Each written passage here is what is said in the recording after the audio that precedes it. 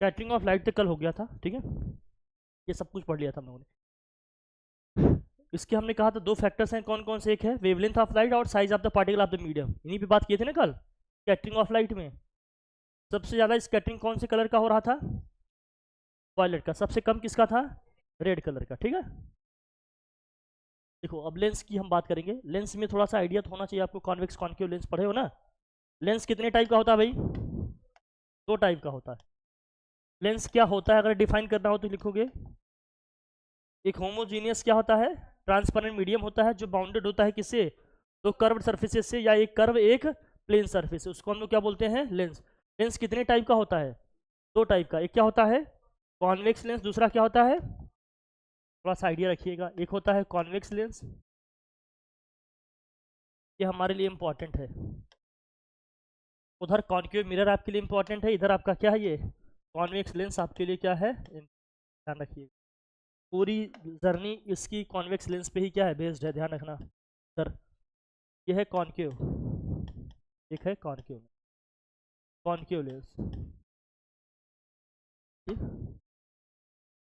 Convex lens, दूसरा क्या है, कॉन्केव लेंस। कॉन्वेक्स में कैसा है भाई, इस लेंस को हम लोग क्या बोलते हैं, कॉन्वेक्स लेंस, इसी को कन्वर्जिंग लेंस भी बोलते हैं। तो क्या बोलते हैं हम लोग, कन्वर्जिंग लेंस। कन्वर्जिंग लेंस क्यों बोलते हैं इसको, इसको कन्वर्जिंग लेंस क्यों बोलते हैं, क्योंकि जितनी भी लाइट रेज आती हैं, जितनी भी लाइट रेज प्रिंसिपल एक्सिस के पैरेलल आती हैं, वो क्या करता है, उस सबको सिंगल पॉइंट पे क्या करता है, ये कन्वर्ट। इसलिए इसको क्या बोलते हैं, कन्वर्जिंग लेंस। दूसरे को लिखो,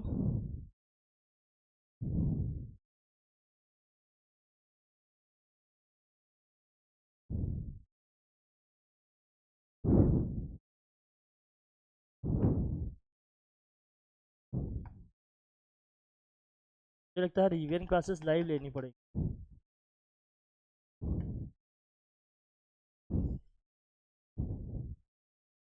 लाइट रेस क्या होंगी,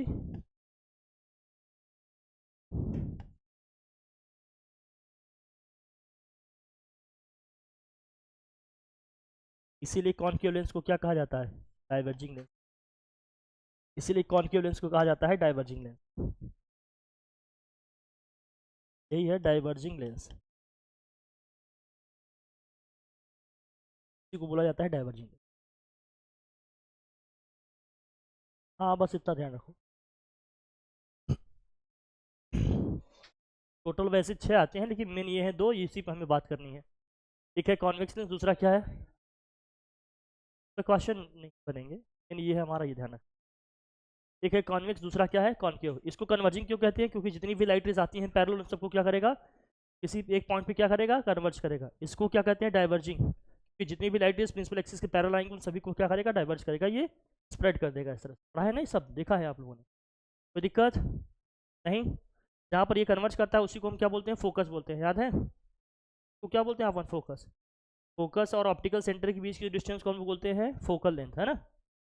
चलिए ये सब पढ़े हैं आप लोग, ये जानते हैं, बस ये ब्रीफ था एक थोड़ा सा, कि लेंस की थोड़ा नेचर को समझिए, वो कन्वर्ज करता है, ये क्या करेगा, डाइवर्ज करेगा। इमेज फॉर्मेशन की इसमें हम बात करेंगे, लीनियर मैग्निफिकेशन की बात करेंगे, ये सारी चीज़ें पढ़नी है अपन। क्वेश्चन भी चले, देखिए इसमें क्या क्या केसेस। पहला केस, केस 1 में क्या है, देखिए जब ऑब्जेक्ट को आपने कहाँ रखा है भैया, 2f1 के पीछे रखा है, तो हमें मैक्सिमम कितने रेज यूज़ करने होते हैं, कम से कम, हाँ मिनिमम 2 यूज़ करें आप, मैक्सिमम कितना भी ले लो, बट मिनिमम आपको 2 रेज यूज़ करनी होती है। एक को हमेशा आप क्या कर रहे होते हैं, प्रिंसिपल एक्सिस के पैरेलल ले जाते हैं, दूसरे को हमेशा कोशिश करते हैं कहाँ से पास कराएं, ऑप्टिकल सेंटर से पास कराएं। 2 रेज हैं, जो ऑप्टिकल सेंटर से राइट रे पास होगी, बिना डेविएशन क्या होगी, सीधी निकल जाएगी। जो प्रिंसिपल एक्सिस की पैरेलल जा रही है, वो कहाँ पर जाकर गुजरेगी, फोकस से गुजरेगी। फिर लाइट रे प्रिंसिपल एक्सिस के पैरेलल जाती हैं, ये पढ़े हैं ना, सब पढ़े हम लोग, फोकस से पास होगी, वो क्या होगी, ये दोनों रेस दोनों दोनों एक दूसरे को जहाँ पर इंटरसेक्ट करेंगे, वहीं पर हमारा क्या बन जाएगा, इसका इमेज। तो हम देखिए, जब ऑब्जेक्ट हमारा बियॉन्ड क्या है, 2f1 है, मतलब 2f1 के पीछे है, जब 2f1 के पीछे है, तो हमारी इमेज कहाँ बन रही है, f2 और 2f2 के बीच में बन रही है। कहाँ कहाँ बन रही, बिटवीन f2 एंड 2f2, मतलब ये सेकेंड फोकस है। f2 का मतलब यहाँ क्या है, सेकेंड फोकस है, यहाँ f1 का मतलब क्या है, फर्स्ट फोकस है, ठीक है, ध्यान रखिएगा। तो यहाँ पर इमेज का जो नेचर है कैसा है, रियल है, इन्वर्टेड है, और क्या है, डिमिनिश्ड है। मतलब इमेज की जो साइज है ऑब्जेक्ट की साइज के कंपैरिजन में क्या है, छोटा है। तो इमेज कैसे बन गई, रियल, इन्वर्टेड और कैसी है, डिमिनिश्ड। लेकिन ऑब्जेक्ट कहाँ पर रखा है, बियॉन्ड 2f1, 2f1 के पीछे रखा है हमारा ऑब्जेक्ट। तो इमेज कैसे बन रही है हमारी, रियल है, इन्वर्टेड है और क्या है ये, डिमिनिश्ड है। मतलब साइज में क्या बन रही है, छोटा बन रही है। यही है ना, याद रखिएगा इसको, ये सब केसेस आपको याद रखना पड़ेगा। जब ऑब्जेक्ट हमारा 2f1 पे आ जाए, तो जब ऑब्जेक्ट को आप 2f1 पे रख दोगे तो इमेज हमारी किस पे बन जाएगी, 2f2 पे बनेगी। ये सब टेबल बनाया हम लोगों ने, लिखा है डिटेल में। ऑब्जेक्ट आपका 2f1 पे होगा तो इमेज आपकी कहाँ बनेगी, 2f2 पे। इस केस में क्या है, एकमात्र ऐसा केस है ये जिसमें क्या होगा, इमेज रियल होगी, इन्वर्टेड होगी और सेम साइज की बनेगी। मतलब ऑब्जेक्ट की हाइट अगर 5 सेंटीमीटर है तो यहाँ भी हाइट कितनी आएगी, 5 सेंटीमीटर ही निकल के। लेकिन ऑब्जेक्ट आपका 2f1 पे है तो इमेज आपका 2f2 पे बनेगी। मिरर के केस में क्या था ऐसा, जब ऑब्जेक्ट हमारा सेंटर ऑफ कर्वेचर पे था तो इमेज भी कहाँ बन रही थी, आपका सेंटर ऑफ कर्वेचर पे, यही था ना वहाँ पर। तब सेम साइज का रियल और इन्वर्टेड बन रहा था। लेंस के केस में क्या है, जब ऑब्जेक्ट हमारा 2f1 पे है तो इमेज कहाँ बन रही है, 2f2 पे। इस केस में क्या होगा, इमेज रियल होगा, इन्वर्टेड होगा और क्या होगा, सेम साइज। ये यूनिक केसेस हैं, इनको ध्यान रखना, ये इंपॉर्टेंट है। कुछ यूनिकनेस जो है उनको ध्यान रखना, क्योंकि ये सब चीज़ें एक्सेप्शनली पूछी जाती हैं हमेशा। आपको आइडिया होगा तभी, चाहे न्यूमेरिकल में चाहे सब्जेक्टिव क्वेश्चन में, जैसे भी होंगे वो पूछा जाएगा आपसे जरूर। फिर क्या है इसमें, जब ऑब्जेक्ट आपका 2f1 और f1 के बीच में रखा हो, object is between 2f1 and f1, object is between what, 2f1 and 2f1 और f1 के बीच में होगा तो हमारा इमेज कहाँ पर बनेगा, बियॉन्ड 2f2, बियॉन्ड 2f2। और इसमें क्या है, रियल होगा, इन्वर्टेड होगा और इमेज कैसी है, मैग्नीफाइड है, मैग्नीफाइड। ये सब केसेस हैं, इन केसेस को याद रखना हमेशा, ध्यान रखिएगा। केस 4, जब आपका ऑब्जेक्ट कहाँ हो, f1 पे हो। जब ऑब्जेक्ट आपका f1 पे हो मतलब फोकस पे हो, जब ऑब्जेक्ट आपका फोकस पे होगा तो इमेज कहाँ बनेगी, इन्फिनिटी भी बनेगी। इमेज कहाँ बनेगी, और इमेज का नेचर कैसा होगा, हाईली मैग्नीफाइड होगा, रियल और क्या होगा, इन्वर्टेड होगा। ध्यान रखना, जब ऑब्जेक्ट हमारा फोकस पे होगा तो इमेज कहाँ बन रही है, इन्फिनिटी पे, और इमेज का नेचर कैसा है, रियल है, इन्वर्टेड है और क्या है, हाईली मैग्नीफाइड है। ठीक है। फिर क्या है, अगर आपका ऑब्जेक्ट क्या है, जब आपका ऑब्जेक्ट सेंटर ऑफ कर्वेचर, जो ऑप्टिकल सेंटर है और फोकस के बीच में होगा। ये यूनिक केस है, थोड़ा ध्यान रखिएगा। ये केस क्या है, थोड़ा यूनिक है, ये एक्स्ट्राऑर्डिनरी है, इसको ध्यान रखिएगा। इस केस में बताओ इमेज कैसे बनेगी, बताइए। वर्चुअल और क्या होगा, जब आपका ऑब्जेक्ट किसके किसके बीच में है, ऑब्जेक्ट आपका ऑप्टिकल सेंटर और फोकस के बीच में है तो इमेज कैसे बनेगी आपकी, इसको हम क्या करेंगे, आगे बढ़ाएंगे। बोलो ऐसे जाएगा ये, फिर आप इसको ऐसे बढ़ाएंगे, जहाँ पर ये दोनों एक दूसरे को क्या करेंगे, इंटरसेक्ट करेंगे, यहीं इसकी क्या बन जाएगी, इमेज बन जाएगी। ये इमेज है आपकी। क्या एक्चुअल में लाइट रे पीछे आएगी क्या, नहीं, ये तो डाइवर्ज हो रही है ना। इसको हमने क्या किया, मैन्युअली इसको पीछे हमने एक्सटेंड किया, फिर जहाँ पर ये दोनों एक दूसरे को इंटरसेक्ट करेंगे वहीं पर हमारी क्या बन जाएगी, इसकी वर्चुअल इमेज बनेगी। वर्चुअल क्यों, क्योंकि रियल में लाइट रेस उधर नहीं जा रही हैं। ठीक, तो ये क्या होता है, केस है जिसमें क्या बन रहा है कि ऑब्जेक्ट जो हमारा इमेज है, इमेज कैसे बन रही है आपकी, वर्चुअल है, अपराइट है और क्या है, मैग्नीफाइड है। वर्चुअल, अपराइट और क्या है, ये मैग्नीफाइड है। ठीक है। मोस्ट ऑफ द केसेस में आपका इमेज जो होगा 2f1 के पीछे बनेगा, बट ये डिपेंड करेगा कि ऑब्जेक्ट को हमने कितना पास रखा है, कितना दूर रखा है, वो तो फॉर्मूले से आप कर लेंगे तो समझ में आ जाएगा। बट ज़्यादातर केसेस में ये आपका जो ऑब्जेक्ट की इमेज है वो कहाँ बनती है, 2f1 के पीछे। ठीक है, कोई दिक्कत नहीं, यहाँ तक कोई दिक्कत नहीं, आराम समझिए। ये याद रखना यूनिक है। मिरर के केस में ऐसा कब हुआ था, जब ऑब्जेक्ट आपका कहाँ रखा था, फोकस और पोल के बीच में। जब ऑब्जेक्ट को आपने फोकस और पोल के बीच में रखा था तो इमेज आपकी कहाँ नहीं थी, क्या वर्चुअल थी, अपराइट थी और क्या था, बिहाइंड द मिरर बना था और मैग्नीफाइड भी था। ये था ना वहाँ पर, ये सारी चीज़ें हम लोगों ने देखा था वहाँ पर, इसको ध्यान में रखिएगा। तो लेंस के केस में वर्चुअल और upright magnified image convex lens में मिलेगा, लेकिन ऑब्जेक्ट कहाँ होगा, फोकस और ऑप्टिकल सेंटर के बीच में रखा होगा। ठीक है, मतलब तब जिस साइड में हमारा ऑब्जेक्ट होगा उसी सेम साइड में हमें क्या मिल जाएगी, इमेज मिल जाएगी। ओके, अब ये सब ध्यान रखने की बातें हैं, सब बता दिए। अगर कॉन्केव लेंस की बात करें तो कॉन्केव में क्या है, हमेशा एक ही नेचर का बनेगा। क्या होगा, ऑब्जेक्ट को चाहे कहीं भी रख दो आप, इमेज हमेशा कैसी बनेगी, अपराइट होगी, वर्चुअल होगी और क्या होगी, डिमिनिश्ड। अपराइट, वर्चुअल और क्या होगी, डिमिनिश्ड। ये डायग्राम की प्रैक्टिस किए थे। यहाँ भी दो यूज करेंगे भैया, एक जाएगा पैरेलल, डाइवर्ज होगा, फिर पीछे इसको एक्सटेंड करेंगे, फोकस पे आके मिलेगा, फिर ये कहाँ से आएगी, ऑप्टिकल सेंटर से बिना डेविएशन सीधे निकल जाएगी, जहाँ पर ये दोनों एक दूसरे को इंटरसेक्ट करेंगे वहीं पर हमारी क्या बन जाएगी, एच।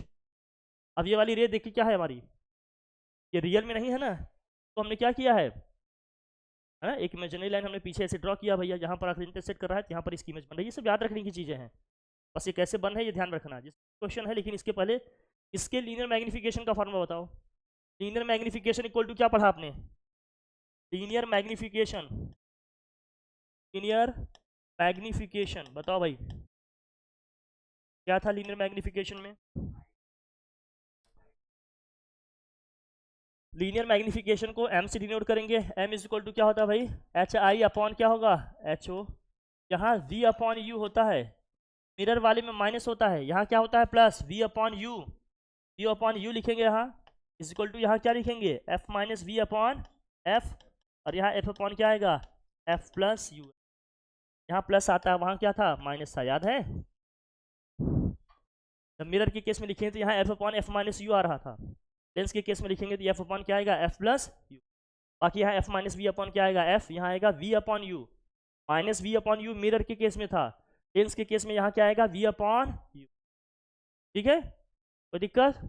फिर m के लिए वही कंडीशन अभी भी है, अगर m की वैल्यू पॉजिटिव नेगेटिव आएगी तो क्या होगा बताओ। अगर m की वैल्यू पॉजिटिव आती है तो क्या बताता है ये, m की वैल्यू अगर पॉजिटिव हो गई तो इमेज कैसी होगी वर्चुअल, और क्या होगी वर्चुअल इरेक्ट होगी, या इसी को बोलते हैं अपराइट होगी। वर्चुअल इरेक्ट या क्या होगी अपराइट होगी, वर्चुअल इरेक्ट या क्या होगी अपराइट होगी। दूसरा क्या है, अगर m की वैल्यू नेगेटिव आई तो, m की वैल्यू नेगेटिव आई तो क्या समझोगे आप, रियल होगा, और क्या होगा ये इन्वर्टेड होगा, रियल होगा और क्या होगा ये। फिर m की वैल्यू के बेसिस पे आप क्या समझते हो, अगर वैल्यू आ रही है इसकी भाई क्या कभी क्या आ सकती है less than one, less than one होने का मतलब क्या होगा डिमिनिश्ड, डिमिनिश्ड होगा ये। और इक्वल टू वन होने का मतलब क्या है सेम साइज का, और ग्रेटर देन वन होने का मतलब क्या है मैग्नीफाइड, मैग्नीफाइड होगा या इनलार्ज्ड होगा, मैग्नीफाइड होगा या फिर क्या होगा, ये केसेस बनेंगे इसके। यही तीन है, साइन के बेसिस पे देखते हैं और वैल्यू के बेसिस पे देखते हैं।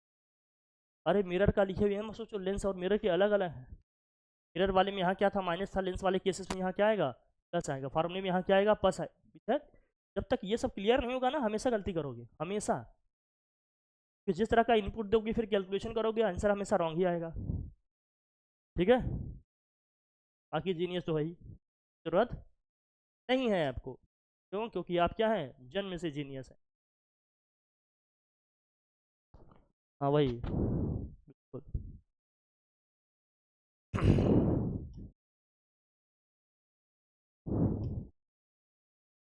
आपकी डिग्री ऑफ सीरियसनेस सिंसियरिटी बताती है कि आप आगे कितनी कितनी उड़ान उड़ सकते, बहुत ज़रूरी। ठीक, ये सब सिंपल बातें हैं भाई, ये सब जान। ओके, अब जैसे m की वैल्यू के बेसिस पे हमें अगर कुछ देख कर बताना हो कि इमेज कैसी है क्या नहीं, तो कैसे बताइएगा, ध्यान रखिएगा।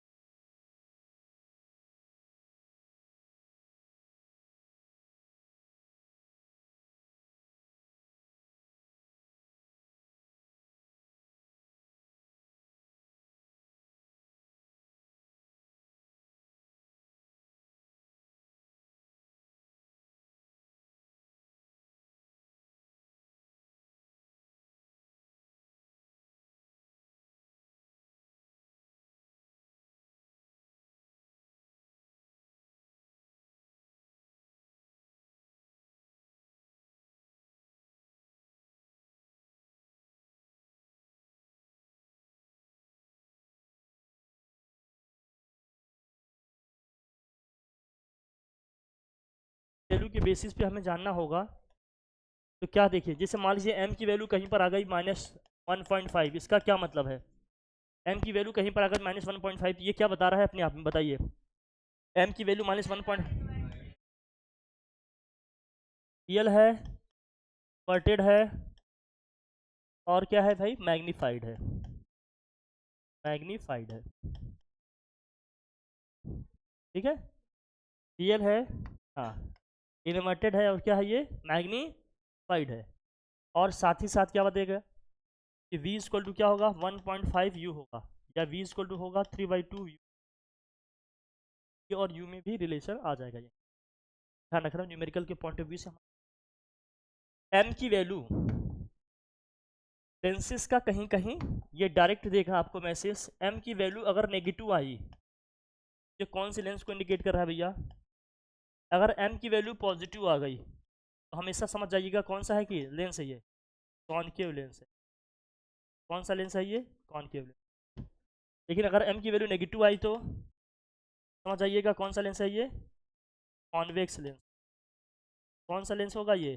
Convex lens. m की वैल्यू नेगेटिव आई तो कॉन्वेक्स लेंस, m की वैल्यू पॉजिटिव आई तो क्या आया? Concave lens. वैल्यूज से समझिएगा, गेस करिएगा हमेशा। इसमें जरा समझना, जब हम कॉनकेव की बात करेंगे, जब हम किसकी बात करेंगे? कॉनकेव की। ध्यान समझना, कॉनकेव के केस में भी m की वैल्यू पॉजिटिव आती है, लेकिन वो एकमात्र केस होता है कौन सा? जब ऑब्जेक्ट कब हमारा कहाँ हो? Object is between what? Focus and optical centre, समझ रहे हो ना?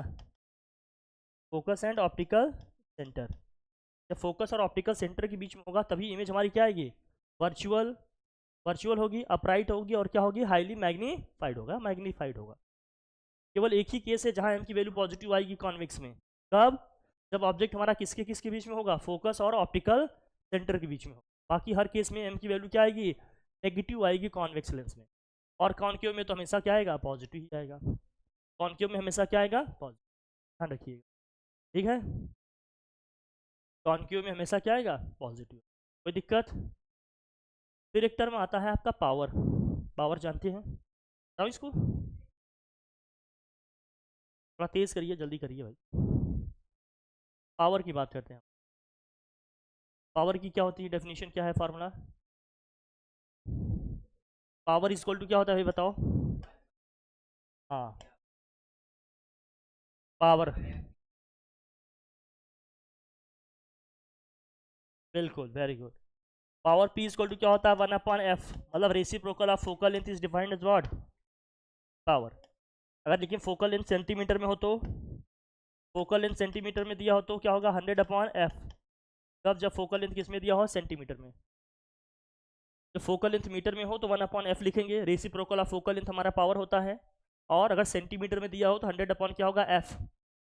सेंटीमीटर में है तो यूनिट क्या होगी जरा बताना? डायोप्टर। यूनिट क्या होगी इसकी? डायोप्टर।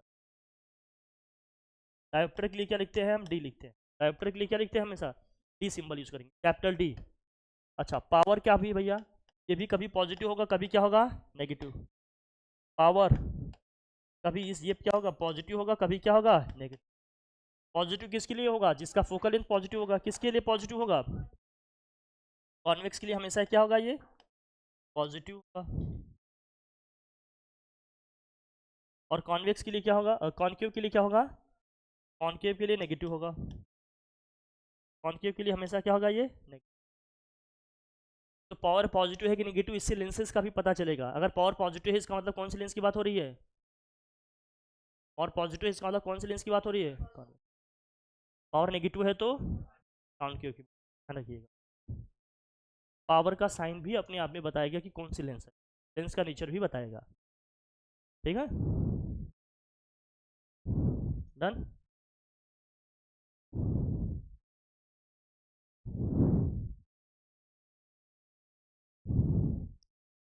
ठीक है, एक से ज़्यादा लेंसेज हो, पावर निकालना हो तो ये दो लेंसेज हैं, combined power of to lenses, combined power of to lenses, combined power of lenses. अगर दो लेंस है हमारे पास, हमने कंबाइंड किया, तो फोकल लेंथ कैसे निकालेंगे भाई? और सॉरी, पावर कैसे निकालेंगे? जो हमारा टोटल पावर होगा, दोनों की पावर्स को हम क्या करेंगे? ऐड कर लेंगे। दोनों की पावर्स को ऐड कर लेंगे तो हमें मिल जाएगा क्या? Total power of the combination.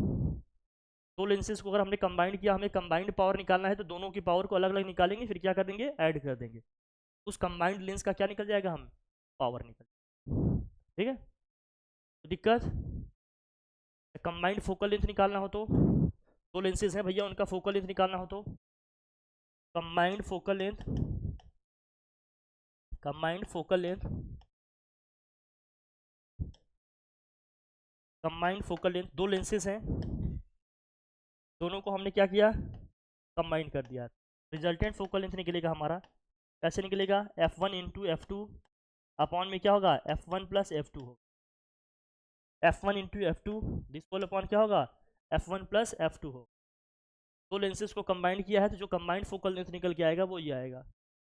Focal length के केस में हमेशा ध्यान रखना है, f हमेशा पॉजिटिव होगा। किसके लिए? f हमेशा पॉजिटिव होगा और नेगेटिव होगा। अगर हमेशा f पॉजिटिव है, मतलब कौन सी लेंस की बात हो रही है? कॉन्वेक्स लेंस की बात हो। और नेगेटिव है तो कॉनकेव लेंस। ठीक है, अगर अब बोलेगा कि मान लीजिए पहला लेंस कॉन्वेक्स है, तो उसकी फोकल लेंथ को पॉजिटिव लेंगे। बोलेगा सेकंड लेंस हमारी क्या है? कॉनकेव है, तो उसकी फोकल लेंथ को क्या लेंगे? बेटा तुम लोग क्यों लिख रहे हो?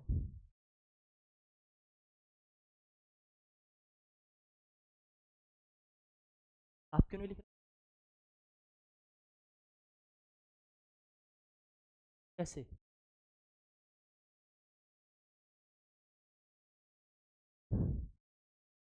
अभी कुछ दिक्कत हो रही?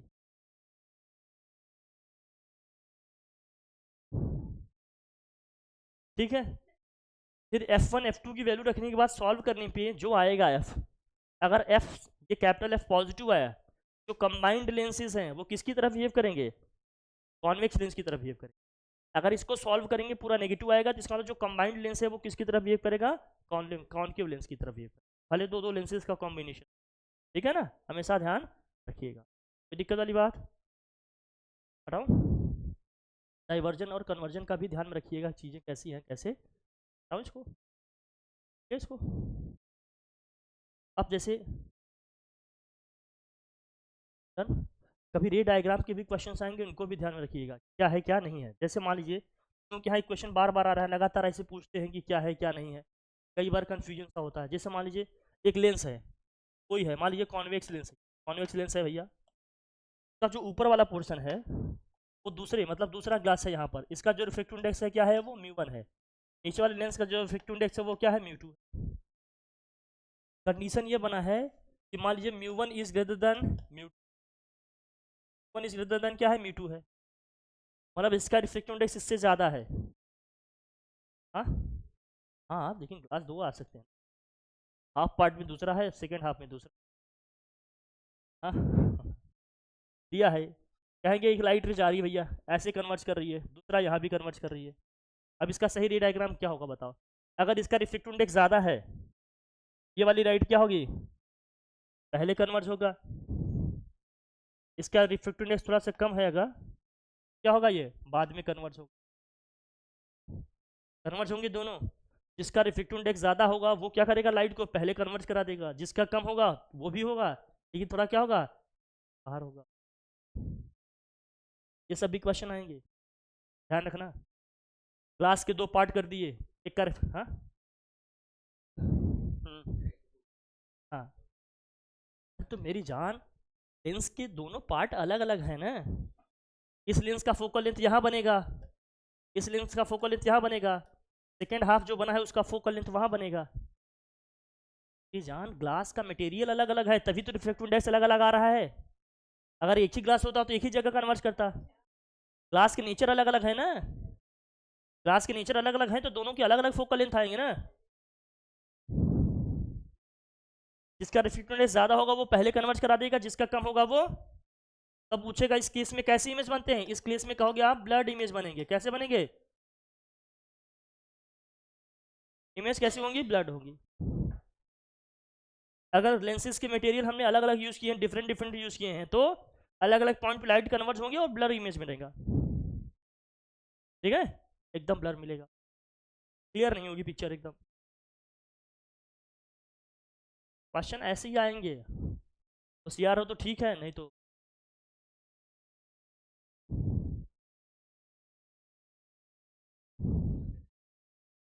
अरे फोकल लेंथ होता है बेटा, फोकस जहाँ पर कन्वर्ट करेगी लाइट रे वही फोकस है। हाँ, अरे पहले तो बताया विलेंस का जब टाइप बता रहा था, आफ्टर रिफ्रैक्शन जहाँ कन्वर्ट कर रहे हैं लाइट रे वही हमारी क्या होंगी। अरे ऐसे बनाया मैंने अभी पीछे स्टार्टिंग में, ये बनाया लाइट जा रही है यहाँ पर कन्वर्ट कर रही है, जा रही है यहाँ पर कन्वर्ट कर रही है, ये हमारा क्या है, फोकस है। अरे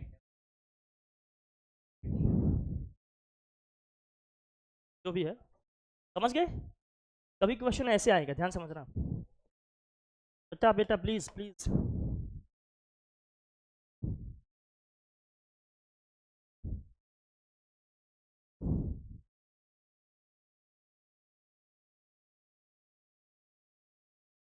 या तो कह दो मैं सारे ही करा दूं, या तो कहो सेलेक्टेड करा दें ताकि घर पे बैठ के तुम लोग पढ़ो। हाँ बता दो जांच, एक हफ्ते में करा देंगे। सेलेक्टेड दे दो, मेरे लिए भी काम है, इसी आसान है, इसीलिए मैं कह रहा हूँ। सेलेक्टेड मुझे बता दो कौन कौन से चैप्टर कराने हैं, मैं करा के छोड़ देता हूँ।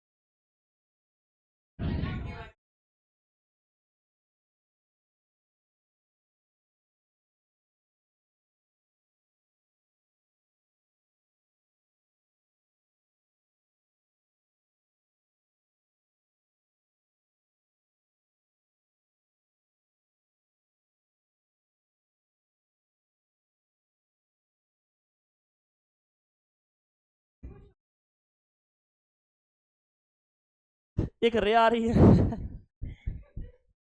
अब जैसे कंप्यूटर आपका बचा है, मैं चाह रहा हूँ, मैं टीचर बुला रहा हूँ, मैं उनको सब बोला चाह रहा हूँ मैं करा दूँ, जैसे कहोगे नहीं कराएंगे, मुझे कोई दिक्कत थोड़ी।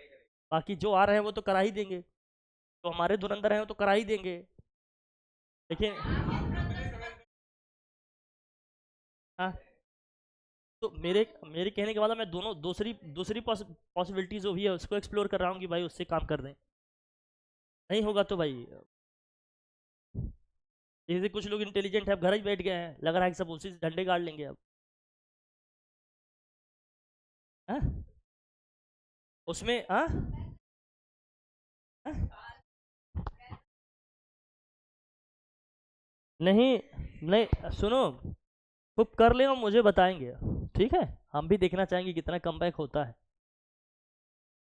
जाकर देखना। अब पढ़ के आया है, बुक तो लेकर आया है, दिया है इस तरह का दोनों का लेंस के स्प्लिट वाला फॉर्म दिया है, क्वेश्चन आ रहा है कि नहीं, तुम लोग यहाँ देख रहे हो कि नहीं, कराए हैं, लिखा है बुक में, लेकर आया हो दिखा दे।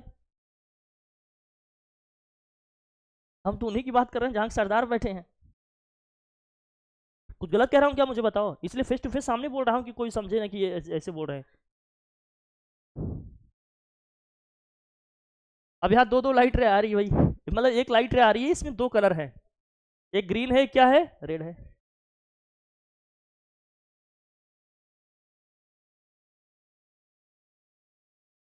प्रिज प्रिज्म में हम लोगों ने पढ़ा था, क्या पढ़ा था, कि जब लाइट रे क्या होती है, किसी मीडियम से पास होती है, तो हर मीडियम उनकी स्पीड क्या होगी, अलग अलग होगा, वेवलेंथ भी क्या हो जाती है, ऑब्वियस सी बात हो जाएगी। तो जब रिफ्रैक्शन के बाद यहाँ कन्वर्ट करेगा, तो किसका डेविएशन ज़्यादा होगा, किसका कम होगा, मुझे बताओ। ग्रीन का ज़्यादा होगा, तो कौन सी रे पहले गिरेगी, कौन सी बाद में गिरेगी, ग्रीन पहले गिरेगा, रेड क्या होगा।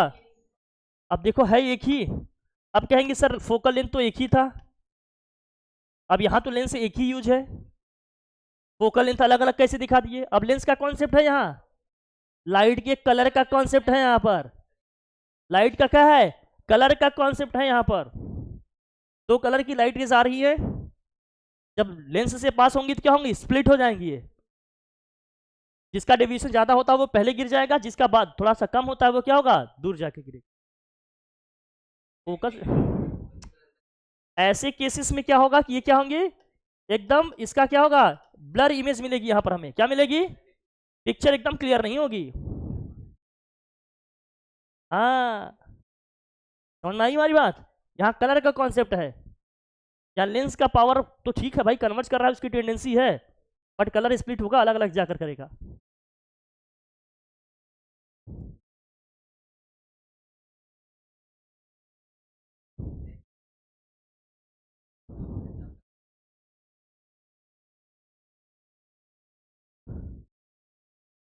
ये बता रहा हूँ, क्वेश्चन देखना आप, आपकी स्पेसिमेन पेपर में भी होगा, आप कभी जाकर देखना, आपको ये मैं भेजा हूँ ग्रुप में, देखिए तो होगे नहीं, क्वेश्चन उसमें मिलेंगे तुम्हें, देखना ये सब भेजा है मैंने।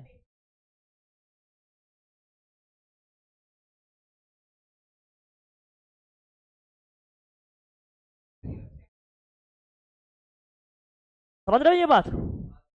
अब प्रिज्म का है, अभी अलग से रे डायग्राम्स की बात करेंगे, लेकिन यहाँ पर हम बात करें अभी लेंसेज की बात करें, तो लेंस को तो समझ लो पहले अच्छे से, क्वेश्चन ही नहीं बन रहे हैं। अब देखो क्वेश्चन क्या दिया है इसमें, ये देखो क्वेश्चन क्या है,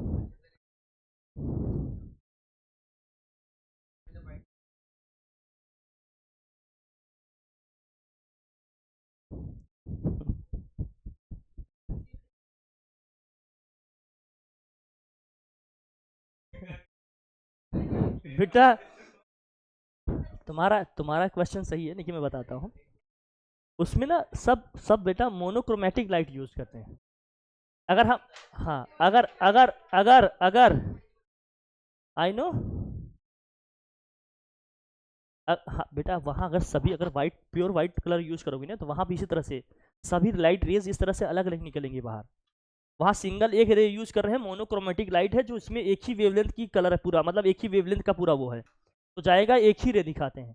पूरा वाइट डाल दोगे ना, 7 के 7 कलर अलग अलग निकलेंगे, जैसे विबग्योर में भी दिखा था ना प्रिज्म में, उसमें भी ऐसे 7 के 7 कलर पूरे निकलेंगे अलग।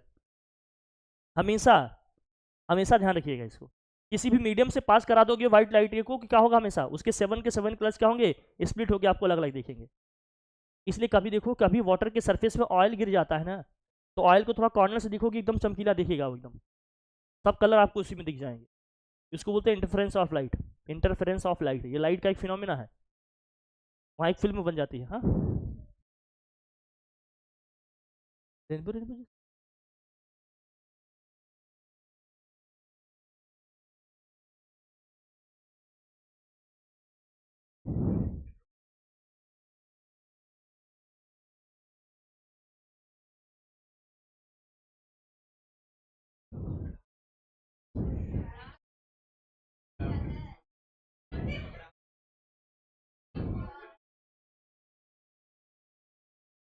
ये नहीं, ए बेटा, बेटा रुक जाओ, हाँ बोलो।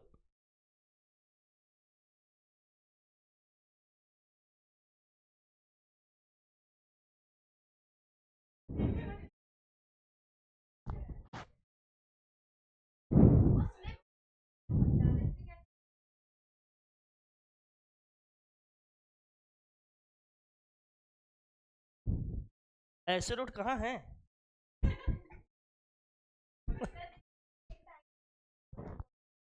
कोई बात नहीं, हाँ हम अभी, मैं अभी अपने इतने बड़े करियर में केवल रेनबो स्काई में ही देखा हूँ, और का, अब वो कब नीचे आता है वो मुझे पता करना पड़ेगा, कब नीचे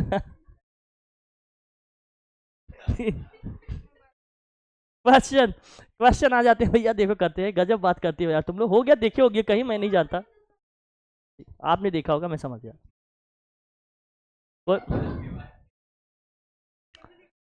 चलो चलो चलो भैया, भैया अभी हम रेनबो पे बात करेंगे, रिफ्रैक्शन ऑफ लाइट की जब बात करेंगे तो वहां बात करेंगे। लिखो एक क्वेश्चन क्वेश्चन क्वेश्चन, एक 6 लिखो, 6 centimetre object is placed perpendicular to the principal axis of a convex lens of focal length 15 centimeter. If the distance of the object from the lens is 10 centimeter, find the position, size and the nature of image formed using lens formula. Lens formula क्या है, शायद आप लोगों को idea तो होगा ही, लेकिन फिर मैं बता दूं, लेंस फार्मूला क्या है बताओ, लेंस फार्मूला क्या बता, लेंस फार्मूला क्या होता है, लेंस फार्मूला क्या होता है, 1/f equal to 1/v minus 1/, v क्या है इसमें बेटा प्लीज, v क्या है इसमें, इमेज डिस्टेंस, u क्या है, ऑब्जेक्ट डिस्टेंस, यही है ना। तो u को हमेशा नेगेटिव लेना होता है, v को आप जानते हो। कॉन्वेक्स लेंस की बात करेंगे हमेशा पॉजिटिव लेंगे, कॉन्केव की बात करेंगे तो हमेशा क्या लेंगे, लिख लेना बच्चा इसको। u और v की जब बात कर रहा हूं मैं, साइन का बहुत ध्यान रखिएगा। कॉन्वेक्स लेंस, एक क्या है कॉन्केव लेंस।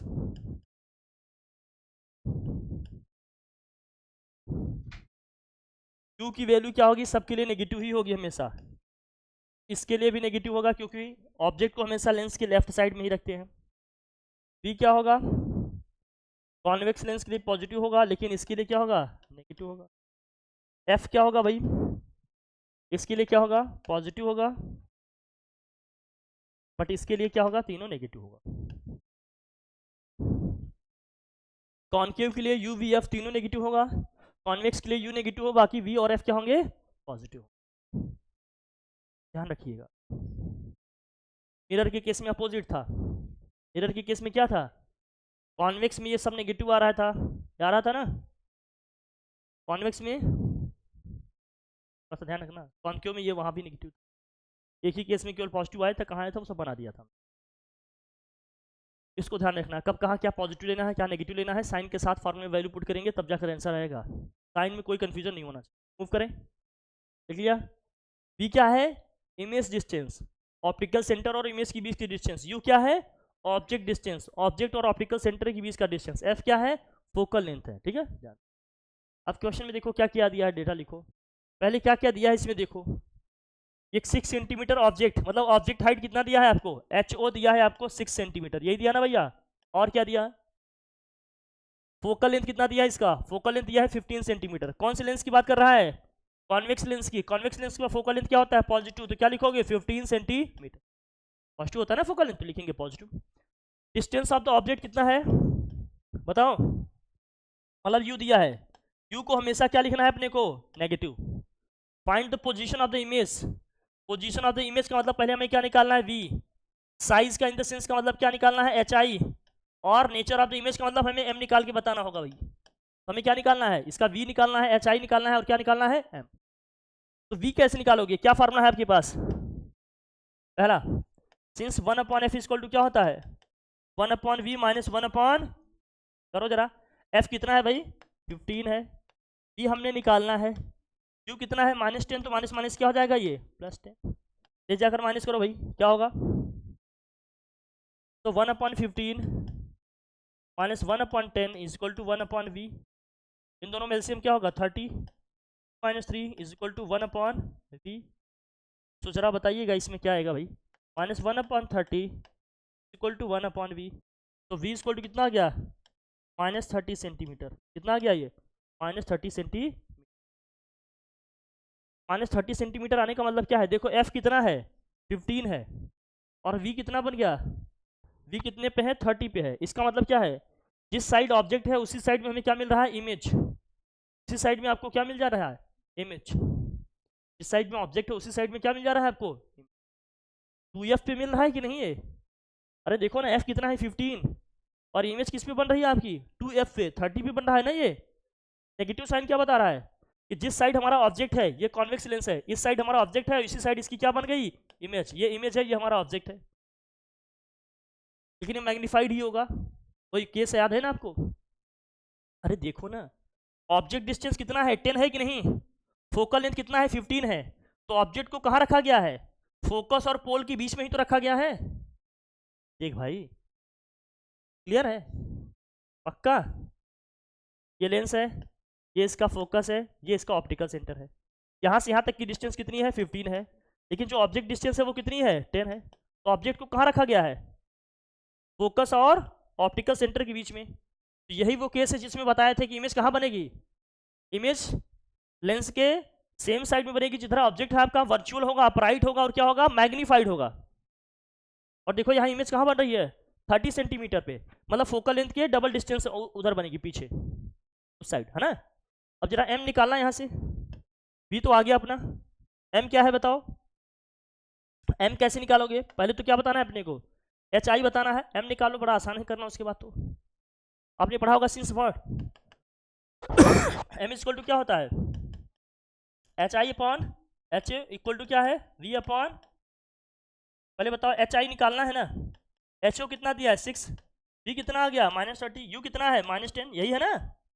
अरे वी आ गया -30 और यू कितना है -10, वैल्यू पुट करें, सॉल्व करते हैं भाई, जरा देखना, नेगेटिव साइन से नेगेटिव साइन क्या हो जाएगा यहाँ, कैंसिल, 1 0 से 1 0 भी क्या हो जाएगा, एच आई इक्वल टू क्या हो गया 18 सेंटीमीटर। देखो मैग्नीफाइड इमेज है कि नहीं, ऑब्जेक्ट की साइज कितनी है 6 सेंटीमीटर, लेकिन इमेज की साइज कितनी आ गई 18 सेंटीमीटर। 18 सेंटीमीटर आने का मतलब क्या है, मैग्नीफाइड इमेज है, हो गया ना मैग्नीफाइड। और m निकाल लो, m की वैल्यू क्या होती है v अपॉन u, v कितना है -30, u कितना है -10, कितना आ जाएगा ये 3, पॉजिटिव आ रहा है कि नहीं, पॉजिटिव है तो क्या होगा वर्चुअल अपराइट और क्या होगा मैग्नीफाइड। देखो यही यूनिक केस है, ये आ भी गया। एग्जामिनर का हमेशा फोकस इन्हीं एरियाज में होता है, इन्हीं कॉर्नर्स पे होता है जहां पर थोड़ी सी क्या होगी मिस्टेक के चांसेस होंगे आपसे। उन जोन को समझिए जहां पर एग्जामिनर क्वेश्चन पुट कर रहे हैं, समझेंगे नहीं, केवल मन बहलाने वाली पढ़ाई से नहीं होगा, 4 डेफिनेशन 4 फार्मूले पढ़ लेने से क्वेश्चंस नहीं बनेंगे, हर लेवल पे आपको पढ़ना पड़ेगा तभी जाकर सब बनेगा। ठीक है, जल्दी से नोट करिए फटाफट।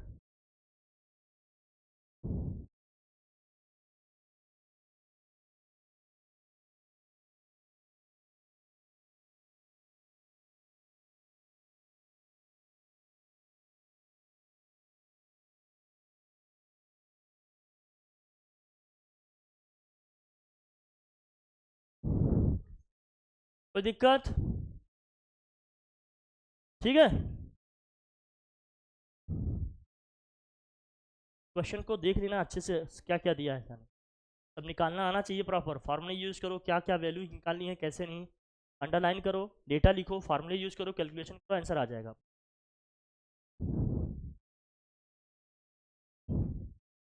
हम सोच रहे हैं आप लोग एक आध हफ्ते 10 दिन पहले खुद से पढ़ लो, फिर जो जो डाउट हो तो इकट्ठे बुला के फिर ले लेंगे, बता देंगे, इधर पढ़ लोगे तुम जल्दी हो जाएगा, हमारा टाइम भी बच जाएगा और बहुत तेज़ हो जाएगा मकर संक्रांति तक।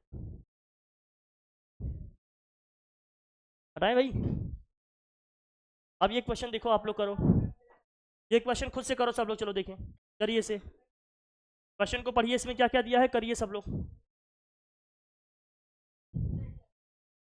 करिए करिए, देखिए कितने जन कर पा रहे भाई, करिए,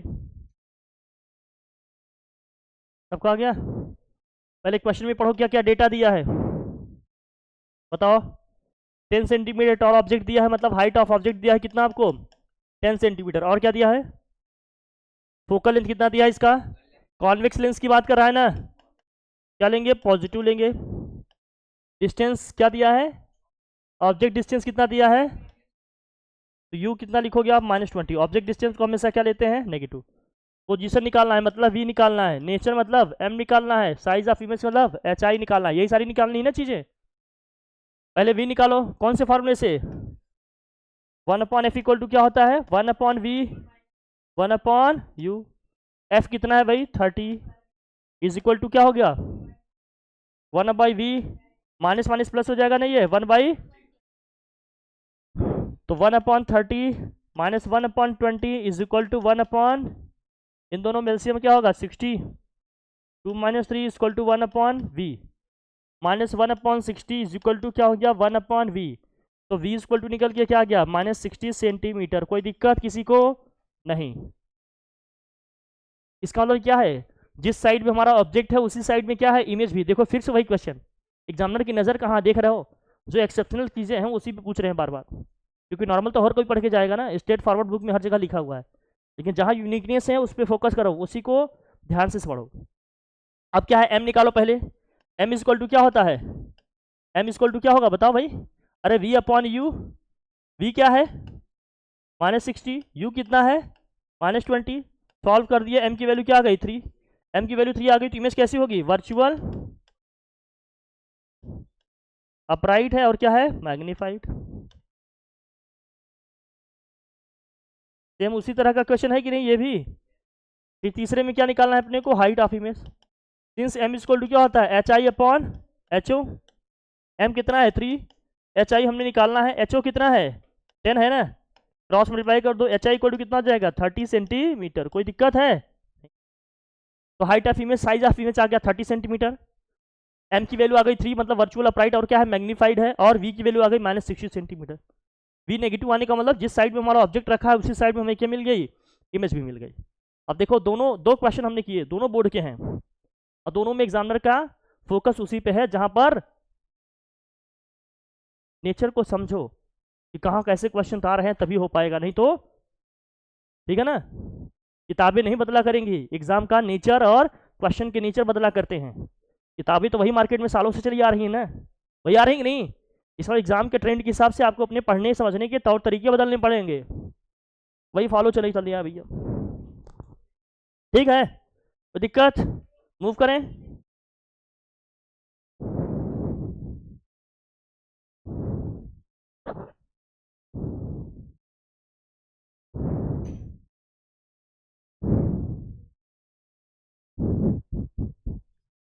इसे हटाऊं, ये हो गया।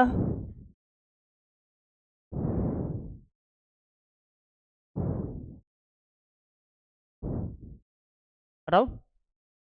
देखो मैग्निफिकेशन बाई कॉन्वेक्स लेंस या कॉन्केव लेंस जो भी है आपके पास, मैग्निफिकेशन बाई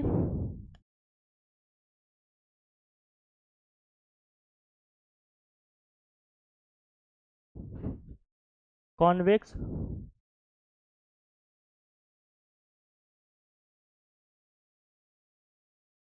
और व्हाट कॉन्केव लेंस।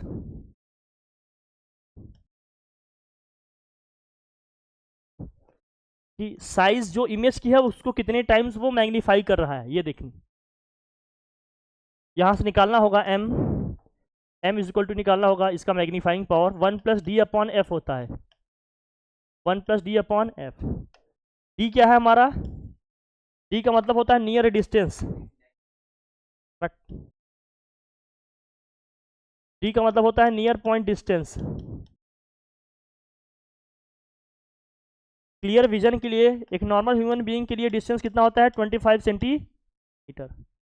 जैसे मान लीजिए एक लेंस हमने दिया आपको, एक लेंस दिया कॉन्वेक्स लेंस जिसका फोकल लेंथ कितना है 5 सेंटीमीटर है, एक हमने दिया कॉन्वेक्स लेंस आपका जिसका फोकल लेंथ कितना है 5 सेंटीमीटर। तो उसकी मैग्नीफाइंग पावर बताओ, उसकी मैग्नीफाइंग पावर हम यहाँ से निकालेंगे तो एम इक्वल टू क्या होगा 1+d के प्लेस पे क्या यूज करेंगे 25/5, सॉल्व करेंगे क्या आएगा 1+5 मतलब क्या हो जाएगा 6, मतलब ये ऑब्जेक्ट की साइज को 6 टाइम्स बड़ा करके दिखाएगा। जो आप लोग यूज करते हो ना मैग्नीफाइंग ग्लास, जिसमें हम किसी भी चीज़ को देखते हैं तो साइज को बड़ा करके दिखाता है ना, ये उसकी मैग्नीफाइंग पावर को दिखाएगा कि ऑब्जेक्ट की साइज को कितने गुना बड़ा करके वो दिखाएगा, इससे निकलेगा ये इसकी क्या है मैग्नीफाइंग पावर है कि कितने टाइम्स बड़ा करके दिखाएगा ऑब्जेक्ट की साइज को।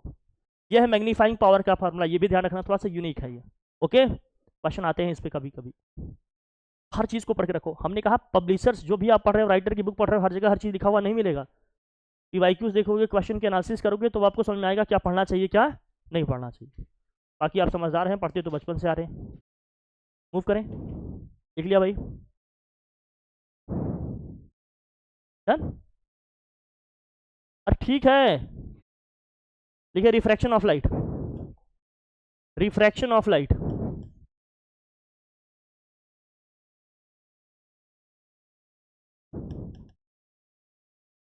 रिफ्रैक्शन ऑफ लाइट क्या होती है फिनोमिना भाई बताओ, रिफ्रैक्शन ऑफ लाइट जल्दी जल्दी करो भाई, वाह।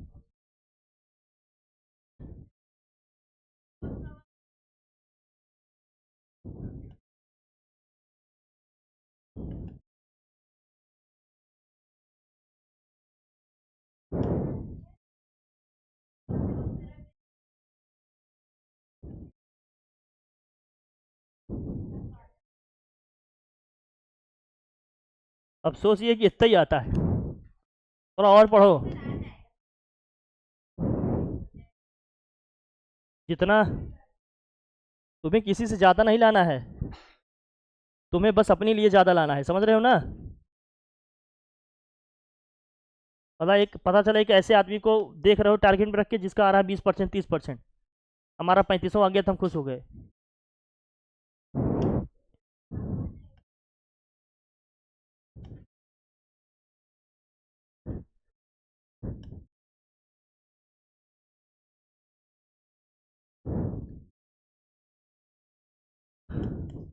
मैं बस इतना जानता हूँ कि जितना करा रहे हैं आप, पेपर जब आपके सामने आएगा तो आपसे सारे क्वेश्चन बनेंगे।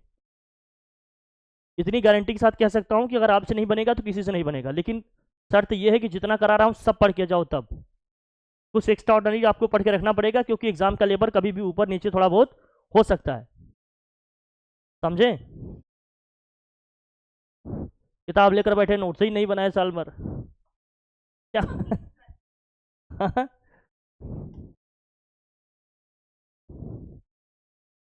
अब इसमें क्या है भाई बताओ, लाइट रे किधर से किधर जा रही है, डेंसर से रेयर मीडियम को जा रही है। इसका रिफ्लेक्टिवनेस क्या है, म्यू1 है, इसका क्या मान लेते हैं हम लोग, म्यू2। तो अगर डेंसर है तो इसका क्या होगा, म्यू1 म्यू2 से क्या होगा, म्यू1 म्यू2 से ज़्यादा है। ये क्या है, रेयर से किधर जा रहा है, डेंसर में जा रहा है। रेयर से कहाँ जा रहा है, ये डेंसर में जा रहा है। म्यू1 है, इसका रिफ्लेक्टिव इंडेक्स क्या है, म्यू2 है। इस केस में क्या हो गया, म्यू2 म्यू1 से ज़्यादा हो गया, म्यू2 म्यू1 से ज़्यादा हो गया, ये नॉर्मल है। रिफ्रैक्शन ऑफ लाइट क्या कहता है, जब कोई लाइट रे किसी एक मीडियम से दूसरे मीडियम में जाएगी तो अपने इनिशियल पाथ से क्या हो जाएगी, डेविएट हो जाएगी। लाइट की इसी फिनोमेना को हम लोग क्या कहते हैं, रिफ्रैक्शन ऑफ लाइट। तो अगर आपने पढ़ा होगा तो ठीक है। The phenomena of light in which when a light goes from one medium to another then it is get deviated from its original path is called refraction of light. लिखा होगा ना डेफिनेशन पूरा, अरे लिखा होगा। लाइट रे जब क्या होगी, डेंसर से रेयर को जाएगी तो नॉर्मल से दूर जाएगी, अवे फ्रॉम द नॉर्मल। और जब क्या होगा, रेयर से डेंसर को जाएगी तो बेंड हो जाएगी towards the normal. The main cause of reflection of light is what, reflection of light का, हाँ, the main cause of refraction of light is what, change in speed, और स्पीड में चेंज क्यों आ रहा भैया, चेंज इन मीडियम की वजह से, because of change in medium.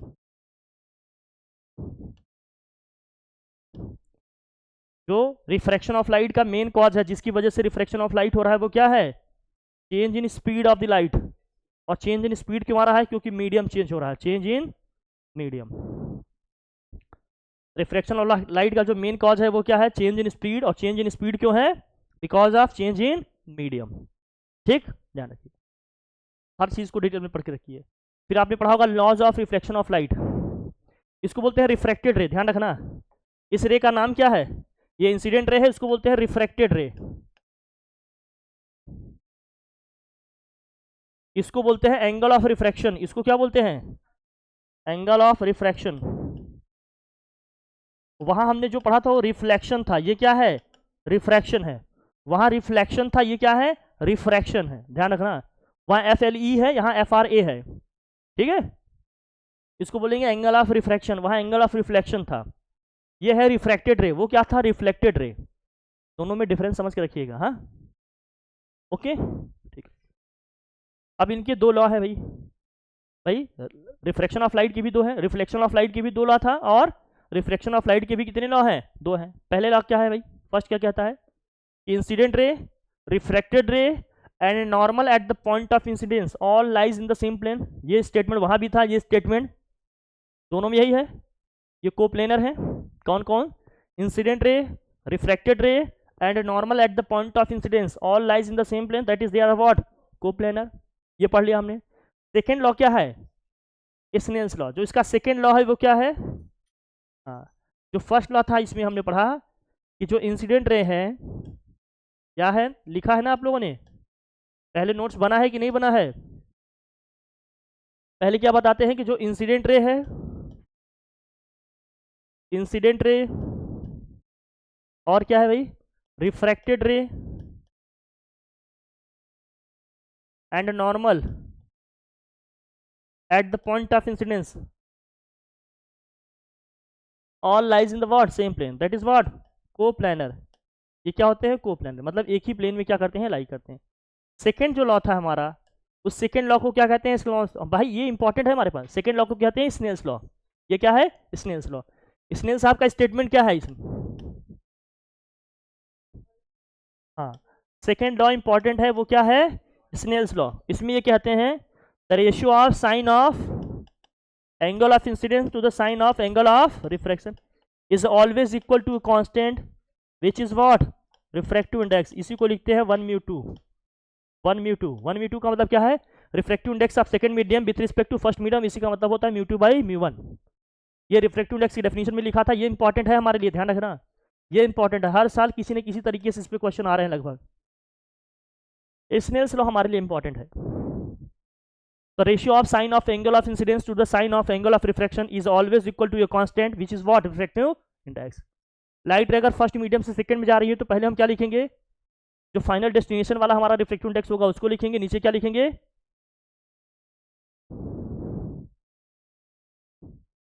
Initial medium का जो क्या होगा रिफ्रैक्टिव इंडेक्स, इसको लिखेंगे 1 म्यू 2। 1 म्यू 2 का मतलब क्या है? Refractive index of second medium with respect to first medium. बाकी ये रिलेशन हमने पीछे दिखाया था, mu 2 by v 1 equal to क्या होगा? V 1 by v 2, lambda 1 by lambda 2। ये सब पीछे लिख लिया है, पढ़ लिया ना, इस पर बात हो गई ना। रिफ्रैक्टिव इंडेक्स किन किन फैक्टर्स पे डिपेंड करता है, वेवलेंथ पे डिपेंड करता है, ये सब बता दिया हमने, पहले डिस्कस कीजिए। अलग से कुछ बताने की जरूरत है नहीं। हटाऊँ इसको, ये दोनों लॉ हैं, इसके ध्यान रखना। एक इसमें कॉन्सेप्ट पढ़ा होगा आपने, क्रिटिकल एंगल। हटाऊँ इसको, क्रिटिकल एंगल क्या होता है? क्रिटिकल एंगल बताओ, बोलो भाई।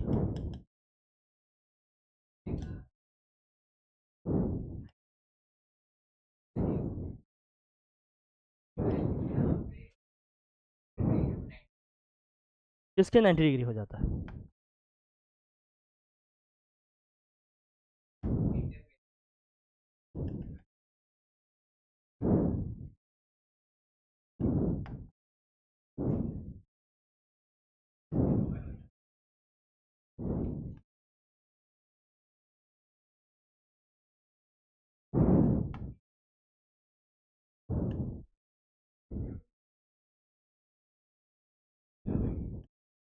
फर्स्ट मीडियम में एंगल ऑफ इंसिडेंस की वो वैल्यू जिसके लिए angle of refraction second medium में क्या हो जाए? 90 डिग्री। नॉर्मल से जो एंगल बनेगा वो 90 डिग्री का बनेगा। उसी एंगल ऑफ इंसिडेंस को हम लोग क्या कहते हैं? ये हमारा रिफ्रैक्टेड रे। अरे क्या बेटा? अरे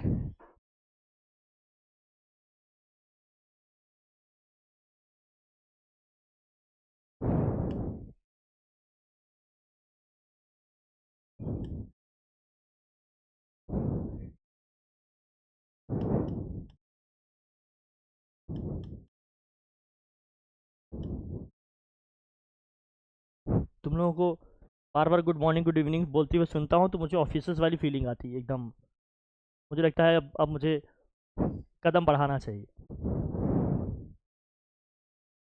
नहीं नहीं, अब सोच रहे हैं मॉर्निंग का जो अपना स्लॉट है उसको फ्री करेंगे और कम बैक करेंगे हम भी अब। हाँ हाँ,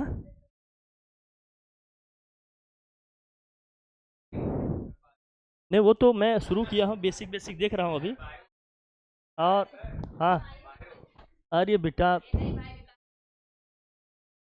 यार तुम लोग ऐसा बात कर रहे हो, मुझे मुझे अब ये बताओ, इतनी देर से आप लोगों को मैं बेटा, कुछ लोग ये भी एहसास दिलाते हैं कि आपको पढ़ाना छोड़ ही दे देना चाहिए। ऐसा कुछ नहीं पढ़ा पाएंगी आप जो हम लोगों को नहीं आता है। बात सही कह रहे हो, हर चीज़ किताबों में लिखा हुआ मिल जाता है, जैसे इसकी किताब में सब लिखा है, सब लिखा है ना जितना बता रहे हैं, बहुत कुछ नहीं लिखा है। हाँ, सब लिखा है ना, लिखा है। हम इसलिए कह रहे हैं क्योंकि एग्ज़ाम का अपना लेवल है, किताबें उसके लिए सूटेबल नहीं है। आपको ये समझना पड़ेगा, चाहे कोई भी दे रहा हो XYZ, समझ रहे हो ना। टीचर अगर समझदार है तो मतलब देगा, टीचर अगर है तो समझाएगा पढ़ाएगा बताएगा। अब हर टीचर समझदार उसे ज़रूरी नहीं, जैसे मेरे जैसे टीचर मिल जाएगा तो बहुत कुछ पढ़ा देगा, जो नहीं भी है वो भी।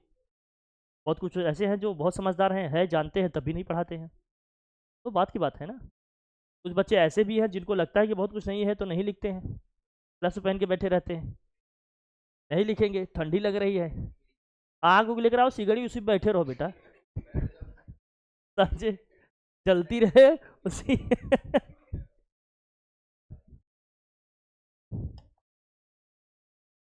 भैया ये इंसिडेंट रे है, ये क्या है, रिफ्लेक्टेड रे। लेकिन इसमें जो कंडीशन होती है, कंडीशन क्या होती है, कंडीशन ये है कि लाइट रे कहाँ से कहाँ जानी चाहिए, टेंसर से रेयरर को जानी चाहिए। कहाँ से कहाँ जानी चाहिए, टेंसर से रेयरर को जानी चाहिए, तभी ये चीज़ होगा ऐसा। तो क्रिटिकल एंगल का मतलब क्या है, the angle of incidence in the first medium for which angle of refraction in the second medium becomes what 90 degree is called critical angle.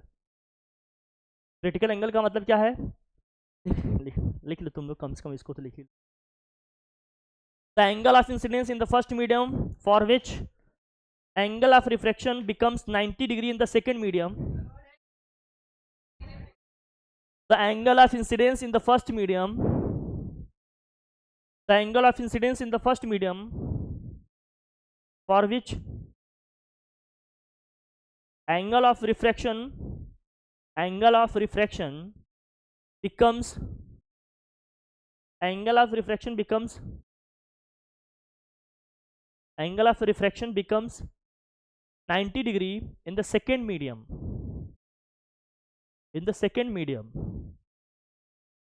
is called critical angle, उसको हम लोग क्या बोलेंगे, क्रिटिकल। it is denoted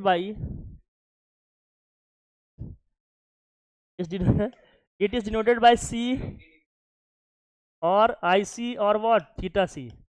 इसको किससे denote करेंगे, या तो c से करेंगे, या तो ic से करेंगे, या तो किससे करेंगे, थीटा c। या तो c से करेंगे, या तो ic से करेंगे, या तो थीटा c से। जो सिंबल हो आप यहाँ यूज कर लो। The angle of incidence in the first medium for which angle of refraction becomes 90 degree in the second medium is called critical angle. It is denoted by capital C या IC या फिर what theta C। ठीक है।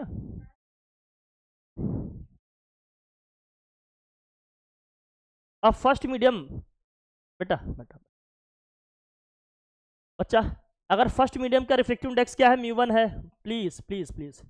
Second medium का refractive index क्या है, μ2 है। तो बाय स्नेल्स लॉ क्या होगा, लिखो बाय स्नेल्स लॉ, भैया लिखो बाय स्नेल्स लॉ, स्नैक लिख के ना चले आना तुम लोग, बाकी ठीक है ना, ध्यान से देखना, एस है यहाँ, ठीक है नहीं, स्नेल्स लॉ, ठीक है।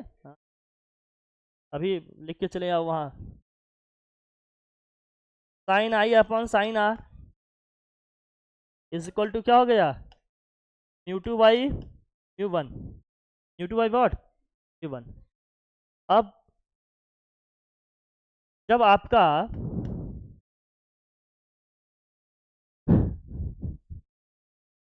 R 90 डिग्री हो जाएगा, then this implies angle of incidence जो होगा हमारा क्रिटिकल एंगल कैलकुलेट हो जाएगा, या तो C लिखेंगे या तो IC लिखेंगे। जब आपका एंगल ऑफ रिफ्रैक्शन 90 डिग्री होगा तो उसी एंगल ऑफ इंसिडेंस को हम लोग बोलेंगे क्रिटिकल एंगल, इसको C लिखेंगे या तो क्या लिखेंगे, IC। हम अपने सिलेबस में ये भी लिख सकते हैं भैया, मेरा टाइम अप हो गया है क्या,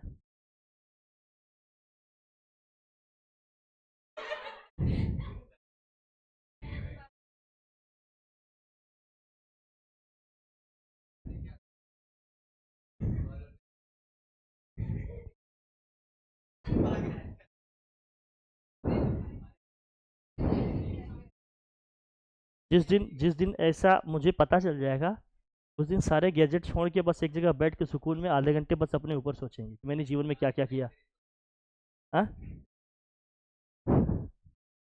तुम लोग अपने, हम जो कह रहे हैं कि ये हो सकता है रेयर मीडियम का रिफ्रैक्टिव इंडेक्स 1 लेकर किया गया हो, लेकिन ऐसा कोई ज़रूरी, सपोज करो लाइट रे ग्लास से वाटर में आ रही है, तो तब वाटर का रिफ्रैक्टिव इंडेक्स 1 ले पाओगे क्या आप, ग्लास के कंपैरिजन में वाटर तो रेयर मीडियम बनेगा ना हमारा। लेकिन जो सिलेबस में हमारे लिखा गया है उसको हमेशा एयर ही माना गया है या वैक्यूम माना गया है, जबकि ऐसा हमेशा ट्रू नहीं है। तो मैं दोनों में लिखवा दे रहा हूँ, जो भी आएगा लिखा वही है, इसलिए राइटर वही लिखते हैं, सब करते हैं। एग्जामिनर का जो एनालिसिस है, जो उसके क्वेश्चन पूछने के तरीके हैं, उसको भी समझते चलिए। मैं बार बार कह रहा हूँ, बुक ये नहीं बदला करती, जो बुक्स एक बार लिख दिया जिस राइटर ने, जो पढ़ गया वो वही पढ़ा है, क्वेश्चन के नेचर बदल रहे हैं, अलग अलग डायमेंशंस में क्वेश्चंस आ रहे हैं, आपको अपने पढ़ने के समझने के तौर तरीके क्या करने पड़ेंगे, बदलने पड़ेंगे। उस पर काम करो आप, वो चीज़ इंपॉर्टेंट है। अब समझना यहाँ पर देखो भैया क्या होगा, तो ये हो जाएगा साइन सी अपॉन क्या हो गया, साइन 90 इज इक्वल टू क्या होगा, mu two by mu one, या इसी को क्या लिखेंगे, 1 म्यू टू लिखेंगे। क्या लिखेंगे इसी को, 1 म्यू, ठीक है। साइन 90 की वैल्यू क्या होती है, अरे साइन 90 की वैल्यू क्या होती है, बोलो, 1 होती है। तो sine c is equal to कहीं लिखा हुआ ये भी मिल सकता है आपको, 1 mu two, 1 mu two, 1 mu. अब क्या है, अगर सेकेंड मीडियम एयर है, आप लिखेंगे if the second medium is air या वैक्यूम, जो म्यू टू है अगर 1 है, म्यू टू इक्वल टू 1 हो, इसका मतलब क्या है, सेकेंड मीडियम या तो एयर है या क्या है, वैक्यूम है।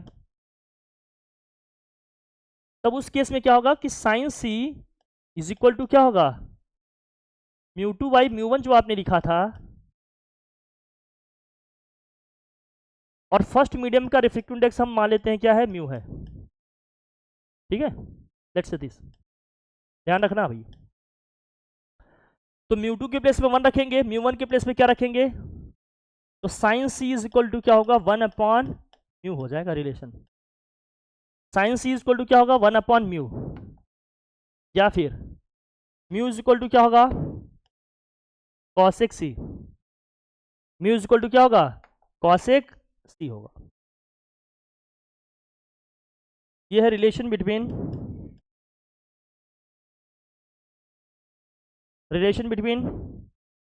Refractive index and critical angle.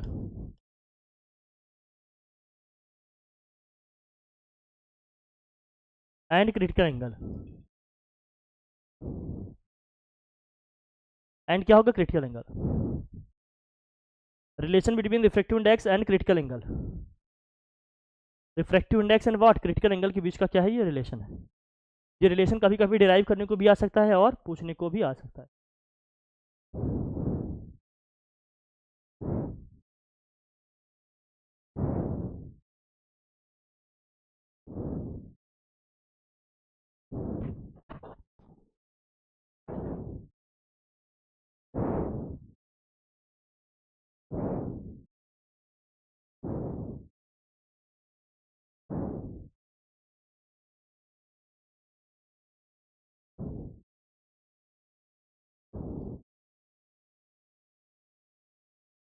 ठीक है,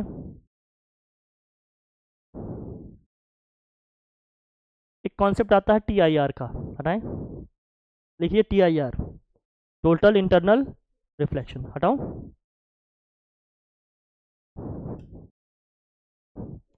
TIR का मतलब क्या होता है, टोटल इंटरनल रिफ्लेक्शन। TIR में क्या होता है,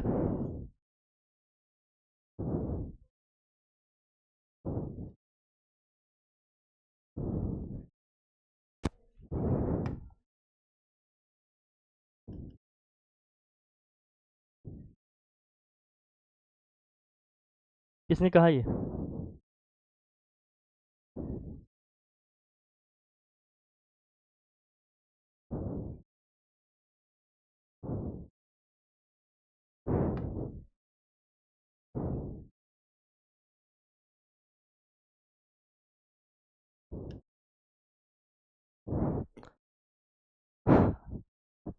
जो बता रहा हूँ सब शांति से पढ़ लो। बाकी अगर आपके सो कॉल्ड अच्छे वाले बाबा बताए होंगे कि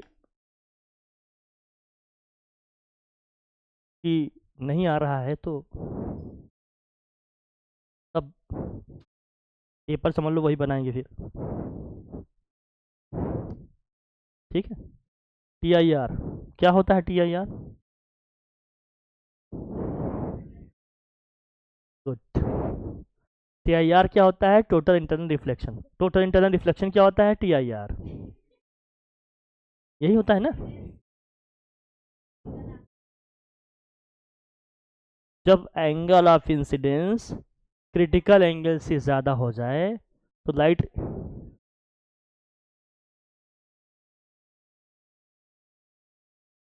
हाँ, पूरी पूरी लाइट रे क्या होती है, जिस मीडियम से आती है उसी में क्या हो जाती है, तो लाइट की इस फिनोमेना को क्या कहते हैं, टोटल इंटरनल। इसकी अपनी दो कंडीशन है। कंडीशन क्या है इसकी, ध्यान रखना, कंडीशंस आती हैं इसकी अक्सर, ध्यान रखना कि कंडीशंस इसके लिए क्या क्या होनी चाहिए। दो कंडीशन है इसके भैया। पहला, हाँ, लाइट रे कहाँ से कहाँ जानी चाहिए, डेंसर से, डेंसर से कहाँ जानी चाहिए, रेयरर को जानी चाहिए। लाइट रे डेंसर से रेयरर को जानी चाहिए। दूसरी कंडीशन क्या है, वेरी गुड, लिख लो। इससे पता चलता है कि अगर सामने लिखा हुआ आएगा तो लिख के आओगे, अगर पेपर में आंसर भी आ जाएगा तो लिख के आ जाओगे, इतना पता चल गया। दो कंडीशन है क्या, लाइट रे कहाँ से कहाँ जानी चाहिए, light ray must go from denser to rarer, और angle of incidence must be greater than what, critical angle, critical angle, ध्यान रखना कंडीशन। और टी आई आर क्या है, when a light ray goes from denser to rarer media and the angle of incidence is greater than critical angle, then the total light rays get back to the first medium is called what, TIR।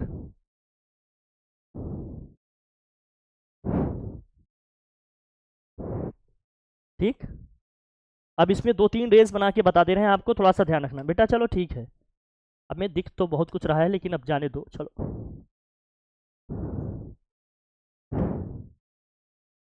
बहुत कम लोगों को देख पाता हूँ, लेकिन जिन जिनको दे, जिनको देखा जी भर के देख लिया, अब किसी को देखने की चाहत नहीं रही। चलो,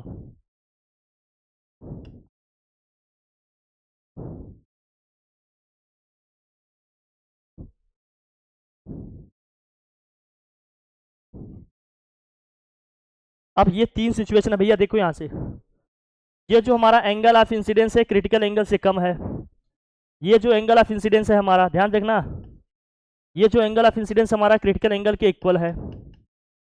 इसमें क्या है, जो एंगल ऑफ इंसिडेंस है वो क्रिटिकल एंगल से क्या है, ज़्यादा है, ध्यान समझना। अब इसमें भैया ये इंटरफेस है, ये मीडियम है, ये कौन सा हमारा डेंसर है, ये क्या है, रेयरर है। अगर डेंसर से रेयरर को जा रही लाइट रे तो नॉर्मल से दूर जाएगी कि नॉर्मल के पास आएगी, नॉर्मल से दूर जाएगी। इसी तरह से होगा ना भैया, कुछ इस तरह से। तो यहाँ क्या होगा, रिफ्रैक्शन, यहाँ क्या होगा, रिफ्रैक्शन होगा, यहाँ क्या होगा, रिफ्रैक्शन होगा। लेकिन क्रिटिकल एंगल के इक्वल ही हो गया तो, क्रिटिकल एंगल के इक्वल ही हो गया तो लाइट रे क्या होगी, 90 से निकलेगी। ठीक है, ये है हमारा। क्रिटिकल एंगल से ज़्यादा हो गया तो जिस मीडियम, उसी मीडियम को क्या हो जाएगी, बाउंस बैक हो जाएगी। यहाँ क्या हो गया आपका, T I R.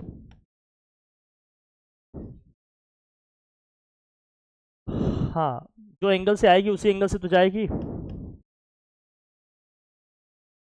Laws of reflection में पढ़े थे ना, angle of incidence equal to क्या होगा, एंगल ऑफ, हर एक मीडियम के लिए अलग अलग आता है, वैल्यू आपको दिया जाएगा।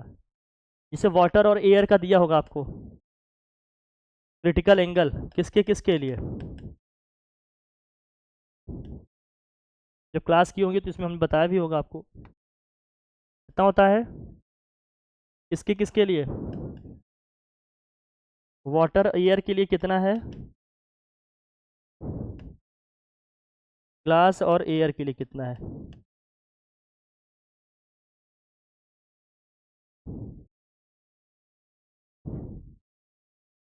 ग्लास और एयर के लिए 48 लिखो, वाटर और एयर के लिए 42 लिखो, बदल देता हूँ कभी कभी। वाटर और एयर के लिए 42 डिग्री, ग्लास और एयर के लिए 48 डिग्री। हाँ,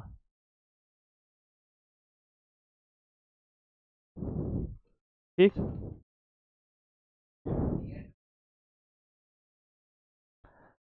क्वेश्चन में आपको डेटा दिया जाएगा, बाकी जो मैंने बता दिया, ठीक है।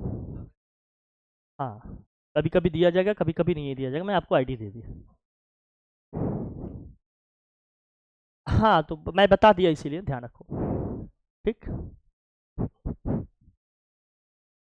जो तुम लोगों को सही लगेगा तुम लोग कर लेना, तुम्हारे पास 2 चॉइस है। हाँ, लास्ट में जब करूँगा तो हमेशा सही होगा, लास्ट में गलतियाँ नहीं करते। बाकी दिया रहेगा क्वेश्चन में, आप समझ, वो अपने हिसाब से बताएगा कितना है। हाँ हाँ बेटा, चलो भाई, एक कॉन्सेप्ट आपने पढ़ा होगा रिवर्सिबिलिटी ऑफ लाइट का, हटाऊं? रिवर्सिबिलिटी ऑफ लाइट भी पढ़ा होगा आप लोगों ने, पढ़ा है ना? रिवर्सिबिलिटी ऑफ लाइट नहीं पढ़ा है? रिवर्सिबिलिटी ऑफ लाइट, जल्दी करो भाई, हटाओ इसको, हटा दूं? रिवर्सिबिलिटी ऑफ लाइट क्या होती है? रिवर्सिबिलिटी ऑफ लाइट बताओ जरा।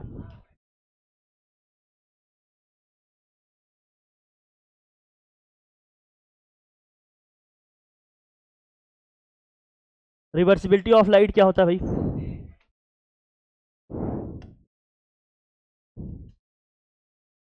लाइट रे कहाँ से कहाँ जा रही है भैया?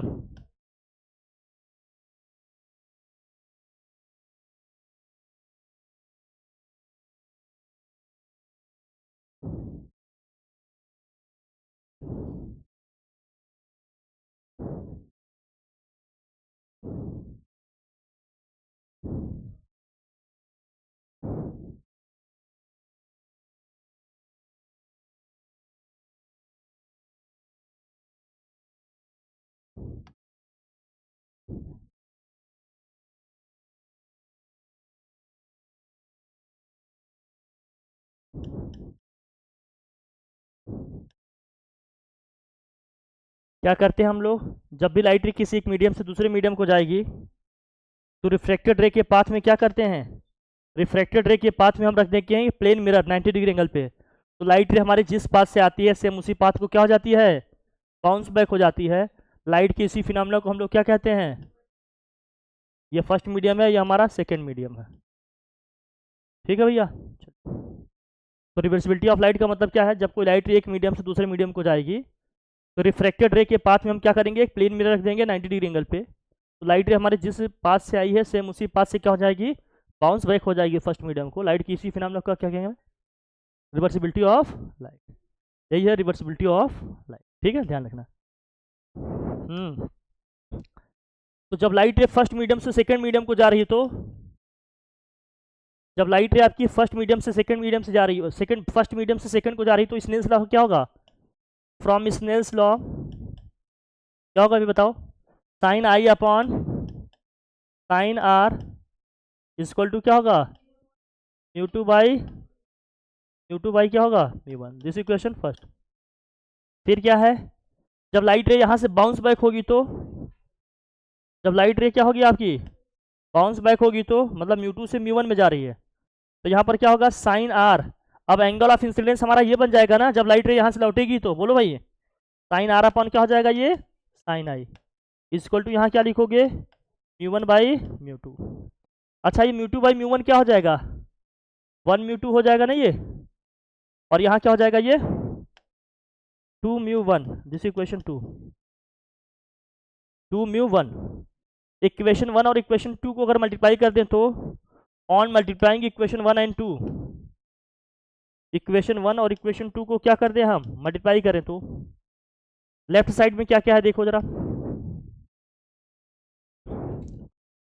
लेफ्ट साइड में है आपका sine i upon sine r into sine r upon क्या है, sine i is equal to क्या होगा, यह है 1 म्यू 2, यहाँ लिखेंगे 2 म्यू 1। क्या होगा, ये सब कैंसिल होगा, साइन आर से साइन आर, साइन आई से साइन आर, मतलब ये सब कैंसिल होगा, क्या बचा, कर लो भाई, 1 mu 2 into 2 mu 1 equal to क्या हो जाएगा, 1। इसका मतलब 2 म्यू 1 इक्वल टू 1 अपॉन क्या हो जाएगा, 1 म्यू 2। इसका क्या मतलब है, इसका मतलब ये है, कि अगर आपको पता हो क्या, अगर आपको पता हो refractive index of air with respect to glass, तो refractive index of glass with respect to air कैसे निकालोगे? उसका रेसिप्रोकल करके, रेसिप्रोकल कर देंगे तो आ जाएगा। मतलब अगर सेकंड मीडियम का रिफ्रैक्टिव इंडेक्स पता है फर्स्ट मीडियम के रिस्पेक्ट में, हम पूछ रहे हैं फर्स्ट मीडियम का रिफ्रैक्टिव इंडेक्स बताओ सेकंड मीडियम के रिस्पेक्ट में, तो इससे निकाल देंगे, इससे रिवर्सिबिलिटी ऑफ लाइट। ठीक है, समझे कि नहीं समझे? ये रिवर्सिबिलिटी ऑफ लाइट है, इसको बोलते हैं रिवर्सिबिलिटी ऑफ लाइट। थोड़ा आइडिया रखिए इन सब चीज़ों का भी, जानकारी रखिए क्या है क्या नहीं है। ओके, क्या कहता है रिवर्सिबिलिटी ऑफ लाइट भाई, समझ गए? डन। ये बिल्कुल वैसे होगा, वैसे मान लीजिए दिया है refractive index of glass with respect to air, दिया है refractive index of glass with respect to air, दिया है आपको 4/3। आपसे पूछा जा रहा है refractive index of air with respect to glass बताओ, तो क्या करेंगे? इसी का रेसिप्रोकल ले लेंगे, तो 1 क्या होगा ए म्यू जी, और ये वैल्यू कितनी है 4/3, 4/3 का 3 ऊपर आएगा, 4 आपका नीचे आ जाएगा, तो 3/4 आ जाएगा। ये ऐसे समझने के लिए, अंडरस्टैंडिंग, कोई दिक्कत नहीं। ठीक है ना भाई? चलिए, प्रिज्म का जो रे डायग्राम है उस पर तो हम लोगों ने ऑलरेडी बात कर ली है, कि उसको दोबारा बताने की ज़रूरत है? हो गया है ना सब, सारी बातें हो गई हैं। थोड़ा सा ह्यूमन आई का भी देख लो। मायोपिया, नियर साइटेडनेस क्या होती है भैया? मायोपिया में किधर की चीज़ें नहीं दिखाई देती? पास की चीज़ें। Myopia is commonly known as what? Near sightedness. In this condition person can see objects nearby but can not see distant object clearly. पास की चीज़ें ह्यूमन आई का है। डिफेक्ट्स इन विजन, इसमें क्या होगा? पास की चीज़ों को क्या कर सकता है? आसानी से देख सकता है, लेकिन दूर की चीज़ों को क्लियरली। फिर myopia condition takes place when the shape of the eyes leads the light rays to bend, इन्हें क्या दिया है? Wrong way, focusing images in front of the retina rather than focusing at the retina। मायोपिया में क्या होता है? Image in front of the retina बनता है, जबकि इमेज कहाँ बननी चाहिए? ऑन द रेटिना बनना चाहिए। सिम्टम्स क्या है इसके? ब्लरी विजन होगा आपका, difficulty in seeing while driving, particularly what? During night times. Headache होता है इससे ड्यू टू क्या दिया है? आई स्ट्रेन की वजह से। करेक्शन कैसे करते हैं इसका? When a concave lens of suitable power is used assistant in focusing what? Images to. अब इसका इमेज जो है इसको देख लो भाई, इमेजेस में क्या है। अब इसमें यह देखो, इसमें लाइट रे क्या हो रही है? पहले ही क्या हो जा रही है? कन्वर्ट हो रही है। रेटिना हमारा देखो इधर क्या हुआ, फ्रंट में ही क्या बन जा रहा है इसका? इमेज। जब यहाँ पर क्या करेंगे? अरे यार, कॉन्केव लेंस यूज करते हैं ना भाई, देखिए जब यहाँ पर हम कॉन्केव लेंस लगा देंगे, यही लाइट रे जाकर एग्जैक्ट कहाँ? रेटिना पे कन्वर्ट करेगा, तो इसका करेक्शन हो जाएगा। अभी क्या हो रहा है इसमें? लाइट रे पहले रेटिना के पहले बन जा रही है ना, इमेज बन जा रही। ठीक है, अब क्या होगा? जैसे ही कॉन्केव लेंस लगाएंगे जाकर कहाँ कन्वर्ट कर रहा है? ये रेटिना पे। तो हो गया करेक्शन इसका, मॉडिफिकेशन। फिर क्या होता है इसका? हाइपर मेट्रोपिया, या इसका बोलते हैं इसको फार साइडनेस। इसमें क्या होगा? दूर की चीज दिखाई देगी लेकिन पास किसी ढंग से दिखाई, है ना? तो इसमें क्या होगा? Usually person with this disorder dispute to his near, जो भी दिया है हाइपरमेट्रोपिया कंडीशन। इसके सिम्टम्स क्या है बताओ? वही होगा ब्लरी विजन जो पीछे अपने पढ़ा। करेक्शन कैसे करेंगे? By using what? Converging lens. Converging lens किसको बोलते हैं? कॉन्वेक्स लेंस, लिखा है ना? Hypermetropia is commonly known as far sightedness. In this condition, the person can see object at a distance, but the cannot see clearly nearby the object clearly। अब इसमें क्या होगा? देखो इमेज कहाँ बन जा रहा है? बिहाइंड द रेटिना, है ना? बिहाइंड, उसके उसके बियॉन्ड बन रहा है, उसके बिहाइंड बन रहा है ना। तो हम क्या करेंगे? कॉन्वेक्स लेंस यूज करेंगे ताकि रेटिना पे कन्वर्ज हो लाइट रे हमारी, जिससे इमेज इसकी क्या हो? क्लियर बने। यही सब था ना भैया? बताओ प्रेस बायोपिया क्या होता है? दोनों क्लियर है ना? कई पर्सन को दोनों होता है, दोनों डिसऑर्डर होता है, तो दोनों क्या करेंगे? इसका करेक्शन कैसे करेंगे? दोनों लेंसेज को कंबाइंड यूज करेंगे, कॉन्वेक्स लेंस भी यूज करेंगे, उसमें क्या करेंगे? कॉनकेव, दोनों लेंसेज यूज करके इसको क्या करेंगे? करेक्ट करेंगे, मॉडिफाई करेंगे। पर्सन विद बहुत मायोपिया एंड हाइपरमेट्रोपिया डिसऑर्डर हो जाता है, एजिंग इफेक्ट के साथ साथ हो जाता है इंसानों में। ये सारी चीजें हैं, ये आपको पढ़ के रखना था। प्रिज्म के हमने थोड़ा सा रे डायग्राम का बताया था, उसका भी आइडिया रखिएगा। प्रिज्म के रे डायग्राम की प्रैक्टिस किए हो ना आप लोग? कराया है सब? ठीक, दैट्स ऑल। इतना सब कुछ आपको लाइट में पढ़ के रखना है, इसके बाद सारा काम आपका हो जाएगा। रे डायग्राम प्रिज्म का भैया, ए हट, प्रिज्म के रे डायग्राम की प्रैक्टिस कर लेना, खूब कर लेना। कर लिया है? हो गया है? हाँ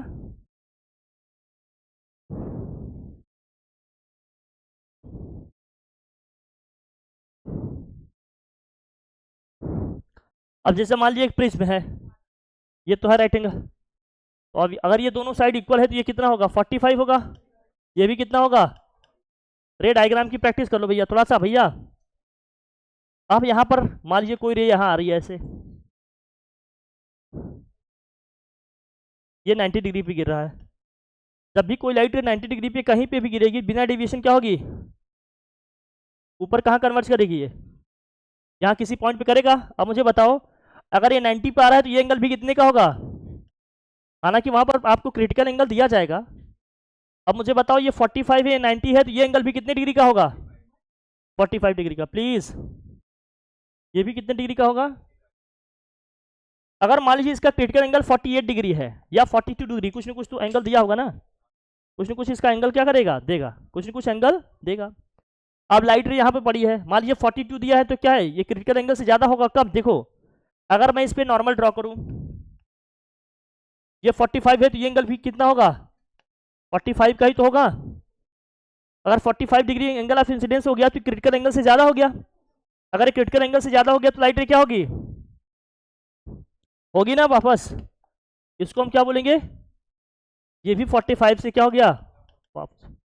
यहाँ क्या हो गया आपका TIR, क्या हो गया यहाँ पर TIR। लेकिन अगर सिचुएशन दूसरी हो तो, मान लीजिए रेज आपकी दूसरी है तो, ये सब प्रैक्टिस कराए हैं, थोड़ा सा इसको देख लेना अलग से। सपोज करो एंगल्स यहाँ पर दूसरे हैं, ये 90 डिग्री है, ये 60 डिग्री है, ये 30 डिग्री है, तो इस केस में क्या होगा। अब लाइट रे मान लेते हैं ये आई, अब बताओ चलो सीधे जाएगी 90 पे आ रही तो बिना डेविएशन सीधे निकल जाएगी, बोलो भाई। अगर ये 90 है तो ये भी क्या होगा, ये 60 है तो ये एंगल कितने डिग्री का होगा। अगर इस पर नॉर्मल ड्रॉ करें तो ये 30 है तो ये एंगल कितने डिग्री का होगा, अभी तो ये क्रिटिकल एंगल से ज्यादा है। अब लाइट रे कितने से आएगी, अरे 60 से जाएगी ना, अब तो लाइट रे ऐसे निकल जाएगी। लेकिन अगर 60 से कम हो गया तो उस केस में क्या होगा, जैसे मान लीजिए यहाँ पर क्या है 90 डिग्री, मैंने इसको पहले ही बता दिया है, बाकी आप लोग जानकार बच्चे हैं, जीनियस होने में आपकी कोई कमी नहीं है, फिर भी अपनी तरीके से बता दिया जाएगा। अब ये 90 पे गिर रहा है, ये 90 है तो ये भी 90 होगा, ये वाला एंगल कितने डिग्री का होगा, अगर नॉर्मल ड्रॉ करें यहाँ से तो ये एंगल कितने डिग्री का होगा 30। अब ये क्रिटिकल एंगल से कम हो गया, अगर क्रिटिकल एंगल से कम हो गया तो रिफ्रैक्शन होगा या TIR, रिफ्रैक्शन होगा, क्या होगा, लाइट रे ऐसे सीधे निकल जाएगी हमारी, away from the normal, normal से दूरी तो जा रही है, वो क्या आ जाएगा रिफ्रैक्शन। हमें देखना पड़ेगा एंगल कितना है, अगर क्रिटिकल एंगल से ज़्यादा होगा तो क्या होगा, जिस एंगल पे गिर रहा होगा नॉर्मल पे उसी एंगल से क्या हो जाएगा बाउंस बैक हो जाएगा। क्रिटिकल एंगल से क्या है कम है तो रिफ्रैक्शन होगा, मीडियम के उस पार चला जाएगा, कोई दिक्कत। अलग अलग एंगल से भी इसमें लाइट रेज जाती हैं, आपको पढ़े होगा, आपने इसको देखा होगा, थोड़ा प्रैक्टिस किया होगा, नहीं किए होंगे तो देख लेना, क्योंकि ये सब क्वेश्चन आएंगे ज़रूर, मैं बार बार कह रहा हूँ प्रैक्टिस कर लीजिएगा। अब जैसे मान लीजिए लाइट रे ऐसे आ रही तो ये इधर से गिरा, इस पर 90 पे गया भाई, कहाँ जाएगा ये देखना पड़ेगा एंगल कितना है, लेकिन मोस्ट ऑफ द केसेस में आपका ऐसे जाएगा। कभी कभी दो दो प्रिज्म एक साथ लगा देंगे, एक प्रिज्म ये रहा आपका, दूसरा प्रिज्म ये रहा आपका। अब कोई सिंगल लाइट रे जा रहे हैं भैया, इससे पास करा रहे हैं, मान लीजिए यहाँ से एक सिंगल रे गए भैया, पहले रे यहाँ जाएगा, फिर इस तरह से जाएगा, फिर क्या होगा ये नीचे आएगा, पढ़ा होगा ना इस तरह से। कभी कभी उल्टा करके लगा देंगे, ये सब प्रैक्टिस किए हैं, थोड़ा सा आइडिया रखना इसका, नहीं है आइडिया तो फिर समझ लेना, फिर आप जानो आपका काम जाने, मैं तो बस बता ही दे रहा हूँ। उल्टा कर देंगे तो, हाँ अब प्रिज्म को ही उल्टा कर दिए तो बताओ,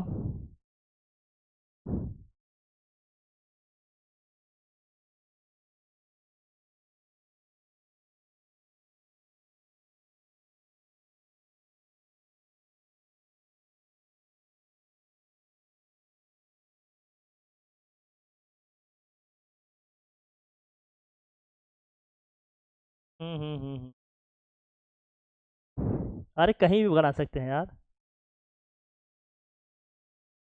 चलो चलो इससे कोई मतलब नहीं कितना डिस्टेंस पे है कितना पास है, अब लाइट रे मान लीजिए यहाँ पर क्या किया, ये जाएगा सीधे, क्या होगा इसका, अब यहाँ पड़ेगा फिर। बाकी प्रैक्टिस सब करा दिए, प्रैक्टिस कर देना आप लोग कैसे क्या है क्या नहीं। इमेज की हमने प्रिज्म की एक अलग क्लास ही ली थी, प्रिज्म की एक अलग क्लास ही लिए थे। हाँ, प्रिज्म की एक अलग पूरा क्या किए थे, क्लास ही लिए थे। इसकी खूब प्रैक्टिस कर लेना आप लोग। बाकी लाइट में इतना ही पढ़ना है आपको, न्यूमेरिकल्स वगैरह खूब लगाओ, न्यूमेरिकल्स नहीं हो तो जो शीट दिए हैं उसको रिवाइज करो, प्रैक्टिस करो, इतना ही आपको प्रैक्टिस करके कमांड बनाना है बस। लाइट में इससे ज़्यादा कुछ भी पढ़ने की ज़रूरत, दैट्स ऑल। ठीक है, लाइट हो गया। लाइट का मैं टेस्ट कराऊंगा जल्दी ही आपका, फिर आपका फुल मॉक इसके बाद कराएंगे, ठीक है फिर। Thank you so much, thank you.